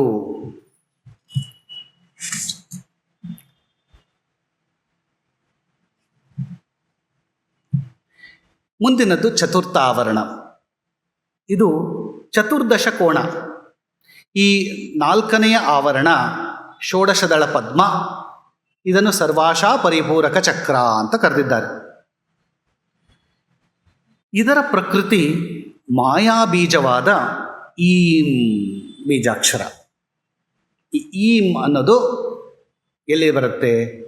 ಹ್ರೀಂ ಎನ್ನುವ ಬೀಜಾಕ್ಷರವನ್ನು ತಗೊಂಡಾಗ ಹಕಾರ ಆಕಾಶ ತತ್ವ, ರಕಾರ ರೇಫ ಅಂತ ಕರಿತೀವಿ, ಇದು ಅಗ್ನಿ ಬೀಜ, ಈಕಾರ ಅದನ್ನು ದೇವಿ ಬೀಜ ಅಥವಾ ಕಾಮಕಲಾ ಬೀಜ ಅಂತಲೂ ಕರಿತೀವಿ. ಈಂಕಾರವನ್ನೇ ನಾವು ಮುಖಂ ಬಿಂದುಂ ಕೃತ್ವ ಎನ್ನುವ ಕಾಮಕಲಾ 19ನೇ ಶ್ಲೋಕದಲ್ಲಿ ಇದನ್ನು ನೋಡ್ತೀವಿ. ಹಾಗೂ ಪಂಚದಶಾಕ್ಷರಿ ಎನ್ನುವ ಕಾದಿವಿದ್ಯಾರೂಪವಾದ ಶ್ರೀವಿದ್ಯಾ ಮಂತ್ರದಲ್ಲಿ ಕ ಎ ಇ ಲ ಹ್ರೀಂ ಎನ್ನುವ ವಾಗ್ಭವಕೂಟದಲ್ಲಿ 2ನೇ ಅಕ್ಷರವೇ ಈಕಾರ, ಈಂ ಅಂತೀವಿ. ಈ ಈಂ ಅನ್ನು ಮಾಯಾಬೀಜ ಅಂತೀವಿ. ಹ್ರೀಂ ಕಾರವನ್ನು ಸೇರಿದಾಗ ಅದನ್ನು ಮಾಯಾಬೀಜ ಅಂತೀವಿ. ಈ ಎನ್ನುವ ಬೀಜಾಕ್ಷರವೇ ಅದರ ಪ್ರಕೃತಿ. ಯಾವುದರ ಪ್ರಕೃತಿ? ಚತುರ್ದಶ ಕೋಣದ ಪ್ರಕೃತಿ. ಯಾಕೆಂದರೆ ಇಲ್ಲಿ ನಾವು ದೇವಿಗೆ ಬಂದ್ಬಿಟ್ವಿ. ನಾವು ಸಮಯಾಚಾರದಲ್ಲಿ ಏನು ಹೇಳಿದ್ವಿ? ಭೂಪುರ, ರೇಖೆಗಳು ಹಾಗೂ ಷೋಡಶ ದಳಪದ್ಮ, ಅಷ್ಟದಳ ಪದ್ಮ, ಈ 4 ಕೂಡ ಶಿವಚಕ್ರಗಳು ಅಂತ ಹೇಳಿದ್ವಿ. ಆಚೆ ಇರುವ 4 ಚಕ್ರಗಳು ಶಿವಚಕ್ರಗಳು. ಇವಾಗ ನಾವು ಚತುರ್ದಶ ಕೋಣ, ಆ 43 ತ್ರಿಕೋಣಗಳಲ್ಲಿ ಮೊದಲನೆಯ ಆಚೆಯದಾದ ಶಕ್ತಿ ಕೋಣಕ್ಕೆ ಬಂದ್ವಿ. ಆದ್ದರಿಂದ ಇದು ಇಲ್ಲಿಯವರೆಗೂ ನಮಗೆ 3 ಅವಸ್ಥೆಗಳನ್ನು ನೋಡ್ಕೊಂಬಂದ್ವಿ. ಈಗ ಅವಸ್ಥೆಯನ್ನು ಮೀರಿದ್ದೀವಿ. ಈಗ ನಾವು ಒಳಗಡೆ ಹೋದಾಗ ಮಾಯಾ ಬೀಜವಾದ, ದೇವಿಯ ಬೀಜವಾದ, ಕಾಮಕಲಿಯ ಬೀಜವಾದ ಈಂಗೆ ಬಂದಿದ್ದೀವಿ. ಇದರ ಹೆಸರೇ ಹೇಳ್ತಾರೆ ಇಲ್ಲಿ ಕಾಮಕಲಾ. ವಿಶ್ವದ ಕಾರಣವಾದ ಮಾಯಾ ವಿಶಿಷ್ಟ ಈಶ್ವರ ತತ್ವದ ನಿರೂಪಣೆಯನ್ನು ಈ ಬೀಜವು ಮಾಡುತ್ತದೆ. ಈ ಚಕ್ರದಿಂದ ಈಶ್ವರ ವಿಚಾರದಲ್ಲಿ ತತ್ಪರವಾದ ಮನಸ್ಸು ಹಾಗೂ ಇದರ ದೇವತೆಗಳಿಂದ ಮನದ ವೃತ್ತಿಗಳ ಕ್ರಮಪೂರ್ವಕವಾದ ಬೋಧನೆಯೂ ಆಗುತ್ತದೆ. ಈ ಚಕ್ರದ ಹೆಸರು ಸರ್ವ ಸೌಭಾಗ್ಯದಾಯಕ ಚಕ್ರ, ಎಲ್ಲ ಪ್ರಕಾರದ ಸೌಭಾಗ್ಯವನ್ನು ಕೊಡುವ ಚಕ್ರ ಇದು. ಕಾರಣ ಇದು ತ್ರಿಪುಟಿ, ಪುರತ್ರಯದ ಕಾರಣ ಉತ್ಪನ್ನವಾದ ಭೇದ ಭಾವನೆ ಹಾಗೂ ದುಃಖದ ವಿಧ್ವಂಸವನ್ನು ಮಾಡಿ ಅಖಂಡತೆಯ ಜ್ಞಾನವನ್ನು ಪ್ರದಾನ ಮಾಡುವ ಪರಮೇಶ್ವರನ ಪ್ರಕೃತಿಯ ದ್ಯೋತಕ. ಪುರತ್ರಯ ಅಂದರೆ ಯಾವುದು? ಅವನಿಗೆ ತ್ರಿಪುರಾಂತಕ ಅಂತ ಕರೆದ್ವಿ. 3 ಪುರಗಳನ್ನು ನಾಶ ಮಾಡಿದವನು. 3 ಪುರಗಳನ್ನು ನಾಶ ಮಾಡಿದ ತ್ರಿಪುರಾಂತಕನ ಪತ್ನಿಯಾದ್ದರಿಂದ ಇವಳು ತ್ರಿಪುರ ಸುಂದರಿ.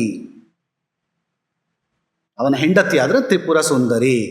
ಈ 3 ಪುರಗಳು ಯಾವುದು? ಜಾಗೃತ್, ಸ್ವಪ್ನ, ಸುಷುಪ್ತಿ ಎನ್ನುವ 3 ಪುರಗಳು. ಇದನ್ನು ದಾಟಿ, ಅದೇ ಆಚೆ ಇದ್ದ 3 ಪುರಗಳಿತ್ತು ಆಚೆ. ಈಗ ಅದನ್ನು ದಾಟಿ ಒಳಗೆ ಬಂದಿದ್ದೀವಿ ಶ್ರೀಚಕ್ರಕ್ಕೆ ಅಲ್ವಾ? ಈ ಪುರತ್ರಯದ ಭೇದ ಭಾವನೆ, ನನಗೆ ಜಾಗೃತ್, ಸ್ವಪ್ನ, ಸುಷುಪ್ತಿ ಎನ್ನುವ ಭೇದ ಭಾವನೆಯಿಂದ ಅದರಲ್ಲಿ ಬರುವ ದುಃಖ, ಅದರಲ್ಲಿ ಬರುವ ಸುಖ, ಇದನ್ನು ದಾಟಿ ಮುಂದೆ ಹೋಗಬೇಕು. ಅದನ್ನು ಧ್ವಂಸ ಮಾಡಿ ಅಖಂಡತೆಯ ಅದ್ವೈತದ ಜ್ಞಾನವನ್ನು ಪ್ರದಾನ ಮಾಡುವ ಪರಮೇಶ್ವರನ ಪ್ರಕೃತಿಯ ದ್ಯೋತಕ ಇದು ಈ 4ನೇ ಆವರಣ. ಈ ಚಕ್ರ ಯೋಗಿನಿಯರ ಹೆಸರು ಸಂಪ್ರದಾಯ ಯೋಗಿನಿಯರು ಅಂತ. ಪರಮೇಶ್ವರನು ಸ್ವಯಂ ಗುರುವಿನ ರೂಪದಲ್ಲಿ ಇಲ್ಲಿ ಉಪಸ್ಥಿತನಾಗಿರುವನು. ಮುಮುಕ್ಷುಗಳಿಗೆ ಅವನು ಜ್ಞಾನವನ್ನು ಪ್ರದಾನ ಮಾಡುತ್ತಾನೆ. ಸಂಪ್ರದಾಯ ಎನ್ನುವ ವಿಷಯ, ಸಂಪ್ರದಾಯ ಎಂದರೆ ಏನು ಅಂತ ಹೇಳ್ತೀನಿ. ಸಂಪ್ರದಾಯ ಎಂದರೆ ಸರ್ವೋತ್ಕೃಷ್ಟ ವಸ್ತುವನ್ನು ದಯಪಾಲಿಸುವ ಒಂದು ತತ್ವ. ಸಾಂಪ್ರದಾಯಿಕ ಜ್ಞಾನವನ್ನು ದಯಪಾಲಿಸುವ ಗುರು ಯಾರು? ಆ ಶ್ರೇಣಿಯಲ್ಲಿ ನಮಗೆ ಸಾಂಪ್ರದಾಯಿಕ ಜ್ಞಾನವೇ ಬೇಕು, ಶಾಸ್ತ್ರೋಕ್ತ ಜ್ಞಾನವೇ ಬೇಕು, ವೇದೋಕ್ತ ಜ್ಞಾನವೇ ಬೇಕು. ವೇದೋಕ್ತ ಜ್ಞಾನವೇ ಸಾಂಪ್ರದಾಯಿಕ ಜ್ಞಾನ.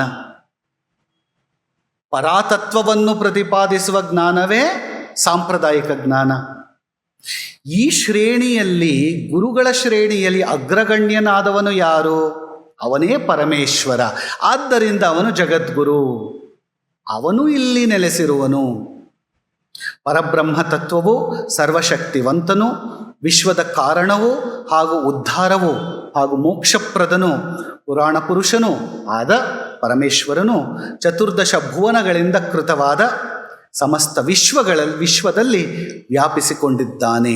ಹೀಗಾಗಿ ಈ 4ನೆಯ ಚಕ್ರವು 14 ಭುವನಗಳ ನಿರೂಪಣೆಯನ್ನು ತನ್ನ 14 ತ್ರಿಕೋಣಗಳ ಮೂಲಕ ಮಾಡುತ್ತದೆ. 14 ಭುವನಗಳು ಯಾವುದು? ಭೂಹು, ಭುವಃ, ಸುವಃ, ಮಹಾ, ಜನಃ ಎನ್ನುವ ಮೇಲಿನ 7 ಲೋಕಗಳು ಹಾಗೂ ಕೆಳಗಿನ 7 ಲೋಕಗಳು. ಈ 14 ಎನ್ನುವ ಸಂಖ್ಯೆಯು, ಈ ಭುವನಗಳು, ಈ 14 ಕೋಣಗಳು ನಮ್ಮ 14 ಭುವನಗಳನ್ನು ಅದು ಸೂಚಿಸುತ್ತದೆ. ಆದ್ದರಿಂದ ಪರಮೇಶ್ವರನು 14 ಲೋಕಗಳನ್ನು ಸೃಷ್ಟಿ ಮಾಡಿರುವ ಕಾರಣದಿಂದ ಅವನು ಇಲ್ಲಿ ಸ್ಥಿತನಾಗಿದ್ದಾನೆ. ಈ 14 ತ್ರಿಕೋಣಗಳಲ್ಲಿ ಪ್ರತಿಯೊಂದು ತ್ರಿಕೋಣವು ಪರಮೇಶ್ವರನ ವಿಷಯದಲ್ಲಿ ಒಂದೊಂದು ಪ್ರಕಾರದ ಜಿಜ್ಞಾಸೆಯನ್ನು ಸೂಚಿಸುತ್ತದೆ. ಇಲ್ಲಿನ ಆವರಣ ದೇವತೆಗಳು ಸರ್ವಸಂಕ್ಷೋಭಿಣಿ, ಸರ್ವವಿದ್ರಾವಿಣಿ ಎನ್ನುವ 14 ದೇವತೆಗಳು. ಇವರು ಮನಸ್ಸಿನ ವೃತ್ತಿಗಳೇ ಆಗಿ ಸ್ಥಿತರಾಗಿದ್ದಾರೆ. ಈ ಮಾನಸಿಕ ವೃತ್ತಿಗಳೇ ಪರಮೇಶ್ವರನ 14 ಆಕೃತಿಗಳು. ಈ ಆವರಣದ ಚಕ್ರೇಶ್ವರಿಯ ನಾಮವು ತ್ರಿಪುರವಾಸಿನಿ. ಇಲ್ಲಿ ಪ್ರಮಾಣ, ಪ್ರಮೇಯ, ಪ್ರಮಾತ ಈ ತ್ರಿಪುಟಿ ಅಥವಾ ತ್ರಿಕಾ ಇದನ್ನೇ ತ್ರಿಪುರ ಎನ್ನಲಾಗಿದೆ. ಈ ತ್ರಿಪುಟಿಯ ಸಂಸರ್ಗದಿಂದ ಭೇದ ಭಾವನೆಯ ಜ್ಞಾನವು ಹುಟ್ಟುತ್ತದೆ ಹಾಗೂ ಅದರ ಫಲಸ್ವರೂಪವಾಗಿಯೇ ಮನಸ್ಸಿನ ಒಳಗೆ ಭಯ ಹುಟ್ಟುತ್ತದೆ, ಬಾಧೆಗಳು ಹುಟ್ಟುತ್ತವೆ. ಹಾಗೂ ವಾಸಿನಿ ಎನ್ನುವ ಪದದ ಅರ್ಥ ಅವಳು ತುಂಡರಿಸುವವಳು, ಅದನ್ನು ಸಪರೇಟ್ ಮಾಡೋಳು, ಅದನ್ನು ಛಿದ್ರವಾಗಿ ಮಾಡುವವಳು. ತ್ರಿಪುರ ವಾಸಿನಿ ಅಂದರೆ ಈ ಮೂರೂ ಪ್ರಮಾಣ, ಪ್ರಮೇಯ, ಪ್ರಮಾತ ಎನ್ನುವ ಈ ಮೂರು ಭೇದಗಳನ್ನು ನಿರ್ಣಾಮ ಮಾಡುವವಳು, ಅದರಿಂದ ಅವಳು ವಾಸಿನಿ. ಈ ಪ್ರಕಾರವಾಗಿ ತ್ರಿಪುರ ವಾಸಿನಿ ಎನ್ನುವ ಪದದ ಅರ್ಥ ತ್ರಿಪುಟಿಯಿಂದ ಉತ್ಪನ್ನವಾಗುವ ಭಯ ಹಾಗೂ ಬಾಧೆಗಳ ನಾಶವನ್ನು ಮಾಡುವವಳು. ಈ ಚಕ್ರದಲ್ಲಿ ಈಶಿತ್ವ ಸಿದ್ಧಿ ಹಾಗೂ ಸರ್ವವಶಂಕರಿ ಮುದ್ರಾದೇವತೆಯ ಪೂಜೆಯೂ ಆಗುತ್ತದೆ. ಇದರಿಂದ ಈಶ್ವರನ ಧ್ಯಾನವು ಸಂಪನ್ನವಾಗುತ್ತದೆ. ಇಲ್ಲಿ ಸಂಪ್ರದಾಯ ಅನ್ನೋ ಪದಾನ ಹೇಳಿದ್ದೆ. ಆದ್ದರಿಂದ ಇಲ್ಲಿ ಸಂಪ್ರದಾಯ ದೇವಿಯರು ಅಂತ, ಯಾಕಂದರೆ ಸಂಪ್ರದಾಯ ಶಾಸ್ತ್ರವನ್ನು ಪರಮೇಶ್ವರ ಹೇಳಿಕೊಡ್ತಾನೆ. ಸಂಪ್ರದಾಯ ದೇವಿಯರು ಇಲ್ಲಿ ಸ್ಥಿತರಾಗಿದ್ದಾರೆ. ಲಲಿತೋಪಾಖ್ಯಾನದ 30ನೇ ಅಧ್ಯಾಯದಲ್ಲಿ ಸರ್ವಾಶಾ ಪರಿಪೂರಕ ಚಕ್ರ ಹಾಗೂ ಅದರಲ್ಲಿ ಸ್ಥಿತರಾದ ಸಂಪ್ರದಾಯ ಶಕ್ತಿ ಯೋಗಿನಿಯರನ್ನು ಕುರಿತು ಹೀಗೆ ಹೇಳಲಾಗಿದೆ.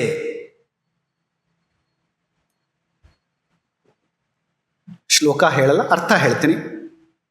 ಎಲೈ ಕುಂಭ ಸಂಭವನಾದ ಅಗಸ್ತ್ಯ ಮುನಿಯೇ, ಅನಂಗ ಶಕ್ತಿಯರ ಮಂದಿರಗಳ ಮೇಲ್ಭಾಗದಲ್ಲಿ 20 ಹಸ್ತಗಳ ಎತ್ತರವುಳ್ಳ ಹಾಗೂ 4 ನಲ್ವಗಳ ವಿಸ್ತಾರವುಳ್ಳ ಸಮಸ್ತ ಸೌಭಾಗ್ಯಗಳನ್ನು ದಯಪಾಲಿಸುವ ಸಂಕ್ಷೋಭಿಣಿ ಆದಿ ದೇವಿಯರ ಮಂದಿರವು ಸ್ಥಿತವಾಗಿರುವುದು. ಇಲ್ಲಿ ಸರ್ವಸಂಕ್ಷೋಭಿಣಿ ಮೊದಲಾದ 14 ಉದ್ಧತ ಶಕ್ತಿದೇವಿಯರು ನಿವಾಸ ಮಾಡಿರುವರು. ಎಲೈ ಅಗಸ್ತ್ಯ ಮುನಿಯೇ, ಅವರ ಹೆಸರುಗಳನ್ನು ಕೇಳು. ಅವರ ಹೆಸರುಗಳು ಸರ್ವಸಂಕ್ಷೋಭಿಣಿ, ಸರ್ವವಿದ್ರಾವಿಣಿ, ಸರ್ವಾಕರ್ಷಿಣಿ, ಸರ್ವಾಹ್ಲಾದಿನಿ, ಸರ್ವಸಮ್ಮೋಹಿನಿ, ಸರ್ವಸ್ತಂಭಿನಿ, ಸರ್ವಜೃಂಭಿನಿ, ಸರ್ವವಶಂಕರಿ, ಸರ್ವರಂಜನಿ, ಸರ್ವೋನ್ಮಾದಿನಿ, ಸರ್ವಾರ್ಥ ಸಾಧಿನಿ, ಸರ್ವಸಂಪತ್ತಿಪೂರಿಣಿ, ಸರ್ವಮಂತ್ರಮಯಿ, ಸರ್ವದ್ವಂದ್ವಕ್ಷಯಂಕರಿ ಎನ್ನುವ ಈ ಶಕ್ತಿದೇವಿಯರೆಲ್ಲರೂ ಸಂಪ್ರದಾಯ ಯೋಗಿನಿಯರು ಎಂದು ಕರೆಯಲ್ಪಟ್ಟಿರುವರು. ತ್ರಿಪುರವಾಸಿನಿ ದೇವಿಯು ಈ ಚಕ್ರದ ಅಧಿಷ್ಠಾತ್ರಿ ದೇವತೆಯಾಗಿರುವಳು. ಈ ಚಕ್ರದ ರಕ್ಷಕಿಯು ಸರ್ವವಶ್ಯ ಮುದ್ರಾದೇವಿಯಾಗಿರುವಳು. ಇವರಿಗೆ ಕೋಟ್ಯಾಂತರ ಮಂದಿ ಉದ್ಧತೆಯರಾದ ಕಿಂಕರ ದೇವತೆಯರು ಇರುವರು ಎಂದು ಹೇಳಿ ಮುಂದಿನ ಪಂಚಮ ಆವರಣ ಬಹಿರ್ದಶಾರ, ಇದು ಸರ್ವಾರ್ಥ ಸಾಧಕ ಚಕ್ರ ಎಂದು ಕರೆಯಲ್ಪಟ್ಟಿದೆ. ಚತುರ್ಥ ಆವರಣದಲ್ಲಿ ಅಂದರೆ ಹಿಂದಿನ ಆವರಣದಲ್ಲಿ ಇರುವ ಜಿಜ್ಞಾಸೆ, ಈಶ್ವರನ ಪ್ರಕೃತಿಯು ಯಾವ ಪ್ರಕಾರದಲ್ಲಿ ಇದ್ದಾಳೆ ಎನ್ನುವುದು. ಈ ಈಶ್ವರ ವಿಷಯಕ ಜಿಜ್ಞಾಸೆ ಹಾಗೂ ಈಶ್ವರ ಯಥೋಚಿತವಾದಂತಹ ಉಪಾಸನೆಯಿಂದ ಸ್ವಯಂ ಈಶ್ವರನೇ ಶಿಷ್ಯರ ಕಲ್ಯಾಣಕ್ಕಾಗಿ ಗುರುರೂಪದಲ್ಲಿ ಪ್ರಕಟನಾಗುತ್ತಾನೆ ಅಂತ ಹಿಂದಿನ ಚತುರ್ಥ ಆವರಣದಲ್ಲಿ ನೋಡಿದ್ದೇವೆ. ಕಾರಣ, ಈಶ್ವರನ ವಾಸ್ತವಿಕ ರೂಪಳಾದ ಪ್ರಕೃತಿಯ ಜ್ಞಾನವು ಈಶ್ವರನ ಕೃಪೆ ಇಲ್ಲದೆ ಸಾಧ್ಯವಾಗುವುದಿಲ್ಲ. ಈಶ್ವರನ ಕೃಪೆಯಿಂದಲೇ ಸದ್ಗುರುವಿನ ಪ್ರಾಪ್ತಿಯಾಗುವುದು. ಹೀಗಾಗಿ ಈ ಚಕ್ರವು ಗುರುಪ್ರಾಪ್ತಿಯ ನಿರೂಪಣೆಯನ್ನು ಮಾಡುತ್ತದೆ. ಈ ಆವರಣ ಚಕ್ರವನ್ನು ಸರ್ವಾರ್ಥ ಸಾಧಕ ಚಕ್ರವೆಂದು ಕರೆಯಲಾಗಿದೆ. ಇದರ ಕಾರಣ, ಈ ಚಕ್ರವು ಮೋಕ್ಷವೆನ್ನುವ ಹೆಸರಿನ ಪರಮ ಪುರುಷಾರ್ಥವನ್ನು ಕೊಡುವಲ್ಲಿ ಸಮರ್ಥವಾಗಿದೆ. ಜೀವನದ ಅರ್ಥಾತ್ ಸಂಸಾರದ ದುಃಖಗಳಿಂದ ಪಾರು ಮಾಡುವಂತಹ ಸುಖೋತ್ಪಾದಕವಾದ ಮೋಕ್ಷವು ಕೇವಲ ಸತ್ಯದ ಜ್ಞಾನದ ಮೂಲಕವಾಗಿ ಮಾತ್ರವೇ ಪ್ರಾಪ್ತವಾಗುತ್ತದೆ. ಹಾಗೂ ಸತ್ಯಜ್ಞಾನದ ಪ್ರಾಪ್ತಿಯು ಕೇವಲ ಗುರುವಿನ ಉಪದೇಶದಿಂದ ಮಾತ್ರವೇ ಸಿಗುತ್ತದೆ. ಅಜ್ಞಾನವನ್ನು ದೂರ ಮಾಡಿ ಸತ್ಯಜ್ಞಾನವನ್ನು ಯಾರು ಕೊಡುತ್ತಾನೋ ಅವನೇ ಗುರುವೆನಿಸಿದ್ದಾನೆ. ಮುಮುಕ್ಷುವಾದಂತಹ ಸಾಧಕ ಪುರುಷನು ಸರ್ವಗುಣ ಸಂಪನ್ನನಾಗಿರುವನು. ಹಾಗಿದ್ದರೂ ಕೂಡ, ಶಾಸ್ತ್ರ ಪರಿಣತನಾಗಿದ್ದರೂ ಕೂಡ ಗುರುವಿನ ಉಪದೇಶವಿಲ್ಲದೆ ಆತ್ಮ ಹಾಗೂ ಬ್ರಹ್ಮದ ಐಕ್ಯತೆಯ ಅನುಭವವನ್ನು ಪಡೆದುಕೊಳ್ಳಲು ಅಶಕ್ತನಾಗಿರುವನು. ಗುರು ಬೇಕು. ಈ ಕಾರಣದಿಂದಲೇ ಸಾಧಕನು ಗುರುವಿನ ಸಮೀಪದಲ್ಲಿಯೇ ನಿವಾಸವನ್ನು ಮಾಡಿ ಗುರುವಿನ ಆಜ್ಞೆಯನ್ನು ಪಾಲನೆ ಮಾಡುವುದು ಅತ್ಯವಶ್ಯಕ. ಮೋಕ್ಷದ ಪ್ರಾಪ್ತಿಯು ಯಾವ ರೀತಿಯಲ್ಲಿ ಆಗುತ್ತದೆ? ಬಂಧನ ಎಂದರೆ ಏನು ಎಂದು ನೋಡಿದಾಗ ವಿದ್ಯೆ ಹಾಗೂ ಅವಿದ್ಯೆ ಇವುಗಳ ಲಕ್ಷಣಗಳು ಏನು ಇತ್ಯಾದಿ ಪ್ರಶ್ನೆಗಳ ಸಮಾಧಾನಕರ ಉತ್ತರ ಇದು ಕೇವಲ ಗುರುವಿನ ಮುಖೇನ ಮಾತ್ರ ತಿಳಿಯುತ್ತದೆ. ಹಾಗೂ ಅದರ ಜೊತೆ ಮುಮುಕ್ಷು ಎಂದು ಕರೆಸಿಕೊಳ್ಳುವ ಶಿಷ್ಯನಾದ ಸಾಧಕನು ಆಪ್ತ, ಅಂಗ, ಸ್ಥಾನ ಹಾಗೂ ಸದ್ಭಾವದ ಭೇದದಿಂದ ಚತುರ್ವಿಧ ಸೇವೆಯ ಮೂಲಕ ಗುರುವನ್ನು ಸಂತೋಷಪಡಿಸಬೇಕು. ಹಾಗೂ ಇದರಿಂದ ಗುರುವು ಸಂತೋಷಗೊಂಡು ಅಂತಹ ಶಿಷ್ಯನ ಮೇಲೆ ತಾನು ಅನುಗ್ರಹವನ್ನು ಮಾಡಿ ಸತ್ಯವನ್ನು ಉಪದೇಶ ಮಾಡುತ್ತಾನೆ. ಇದು ಯಾಕೆ ಹೇಳ್ತಾ ಇದ್ದೀವಿ ಅಂದರೆ ಇದು ಗುರು ಪ್ರಾಪ್ತಿಯ ಚಕ್ರ. ಆದ್ದರಿಂದ ಗುರು ಪ್ರಾಪ್ತಿಯಾದರೆ ಮಾತ್ರ ನನಗೆ ಎಲ್ಲವೂ ಪ್ರಾಪ್ತಿಯಾಗುತ್ತೆ, ಮೋಕ್ಷ ಪ್ರಾಪ್ತಿಯಾಗುತ್ತೆ. ಮೋಕ್ಷ ಪ್ರಾಪ್ತಿಯಾಗಬೇಕಾದ್ರೆ ಗುರುವಿನ ಅನುಗ್ರಹ ಬೇಕು. ಆದ್ದರಿಂದ ಈ ಚಕ್ರವನ್ನು ಅರ್ಥ ಮಾಡ್ಕೋಬೇಕು ಅಂದರೆ ಗುರುವಿನ ಅರ್ಥವನ್ನು ನಾನು ಮಾಡಿಕೊಳ್ಬೇಕು, ಅವನ ಇಂಪಾರ್ಟೆನ್ಸ್ ಅರ್ಥ ಮಾಡ್ಕೋಬೇಕು. ಈ ಚಕ್ರೇಶ್ವರಿಯ ಹೆಸರು ತ್ರಿಪುಟಾಶ್ರೀ. ಕಾರಣ ಈ ಆವರಣದಲ್ಲಿ ತ್ರಿಪುಟಿಯು ಆತ್ಮದಲ್ಲಿ ವಿಲೀನವಾಗುವಂತಹ ಮಾನಸಿಕ ದಶೆಯು ಪ್ರಾಪ್ತವಾಗುತ್ತದೆ. ಈ ಆವರಣದಲ್ಲಿ ಕುಲೋತ್ತೀರ್ಣ ಯೋಗಿನಿಯರು ನಿವಾಸವನ್ನು ಮಾಡಿರುವರು. ಇಲ್ಲಿ ಕುಲ ಎನ್ನುವ ಶಬ್ದ, ಇದರ ಅರ್ಥ ಜ್ಞಾನದ ಸಮೂಹ ಅಂತ ಇದೆ. ಉತ್ತೀರ್ಣ ಎನ್ನುವ ಶಬ್ದದ ಅರ್ಥ ವೃದ್ಧಿ ಅಂತ. ಕುಲೋತ್ತೀರ್ಣ ಅಂದರೆ ಜ್ಞಾನದ ಉತ್ತೀರ್ಣತೆ, ಜ್ಞಾನದ ಅಭಿವೃದ್ಧಿಯು ಇಲ್ಲಿ ಆಗುತ್ತದೆ. ಏಕೆಂದರೆ ಗುರು ಇದ್ದಾನೆ. ಆದ್ದರಿಂದ ಈ ಪ್ರಕಾರವಾಗಿ ಶಿಷ್ಯರಿಗೆ ಜ್ಞಾನದ ಸಮೂಹದ ವೃದ್ಧಿಯೇ ಅವರ ಒಂದು ಗೋಲ್ ಅಥವಾ ಅವರ ಆಶಯ ಆಗಿದ್ದು, ಯೋಗ್ಯ ಶಿಷ್ಯರ ಸಮ್ಮಿಲಿತವಾದ ನಂತರವೇ, ಯೋಗ್ಯ ಶಿಷ್ಯರು ಸೇರಿಕೊಂಡ ನಂತರವೇ ಕುಲದ ಅಭಿವೃದ್ಧಿ ಆಗುತ್ತದೆ, ಗುರುಕುಲದ ಅಭಿವೃದ್ಧಿ ಆಗುತ್ತದೆ. ಹೀಗಾಗಿ ಕುಲೋತ್ತೀರ್ಣ ಯೋಗಿನಿಯರು ಗುರುವಿನ ಸಮೀಪದಲ್ಲಿರುವ ಶಿಷ್ಯರ ಉಪಸ್ಥಿತಿಯನ್ನು ಹಾಗೂ ಗುರುವಿನ ಮೂಲಕ ಶಿಷ್ಯರ ಸ್ವೀಕೃತಿಯನ್ನು ನಿರೂಪಣೆ ಮಾಡುತ್ತಾರೆ. ಗುರುಗಳ ಹಾಗೂ ಶಿಷ್ಯರ ಜೊತೆ ಇದ್ದು ಎಲ್ಲವನ್ನು ಅವರು ನಿಯಂತ್ರಣ ಮಾಡುತ್ತಾರೆ. ಈ ರೀತಿಯಲ್ಲಿ ಈ ಆವರಣದ ದೇವತೆಗಳು ಗುರುವಿನ ಕೃಪೆಯಿಂದ ಪ್ರಾಪ್ತವಾಗುವಂತಹ ಲಾಭವನ್ನು ದರ್ಶನ ಮಾಡಿಸುತ್ತಾರೆ.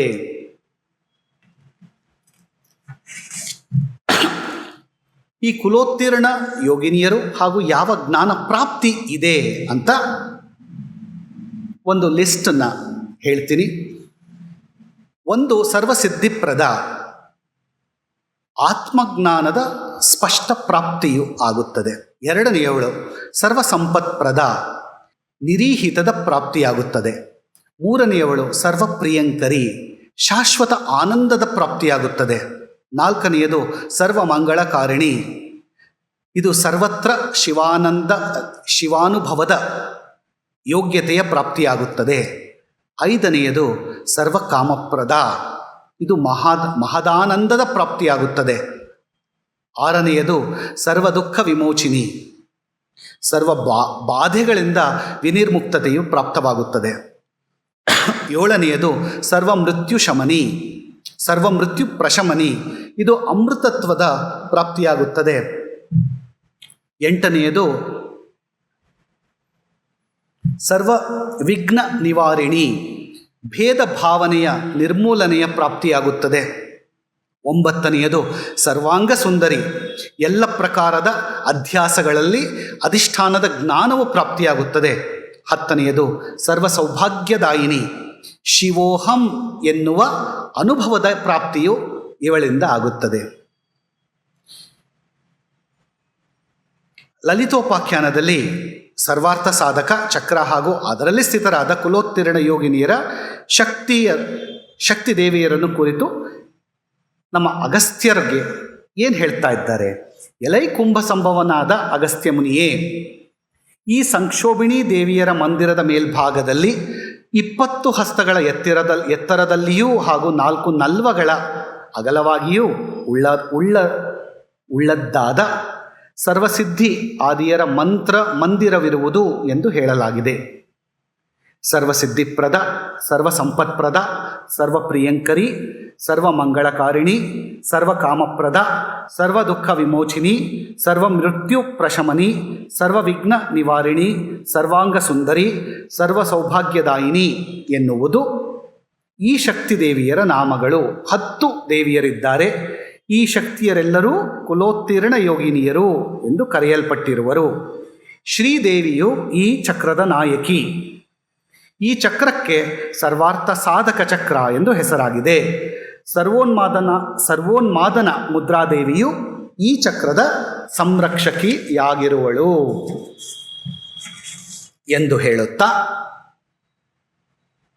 ನಾವು 5 ಆವರಣಗಳನ್ನು ನೋಡಿದ್ದೇವೆ. ನಾಳೆ ಉಳಿದ 4 ಆವರಣಗಳನ್ನು ನೋಡೋಣ. ನಮಸ್ಕಾರ.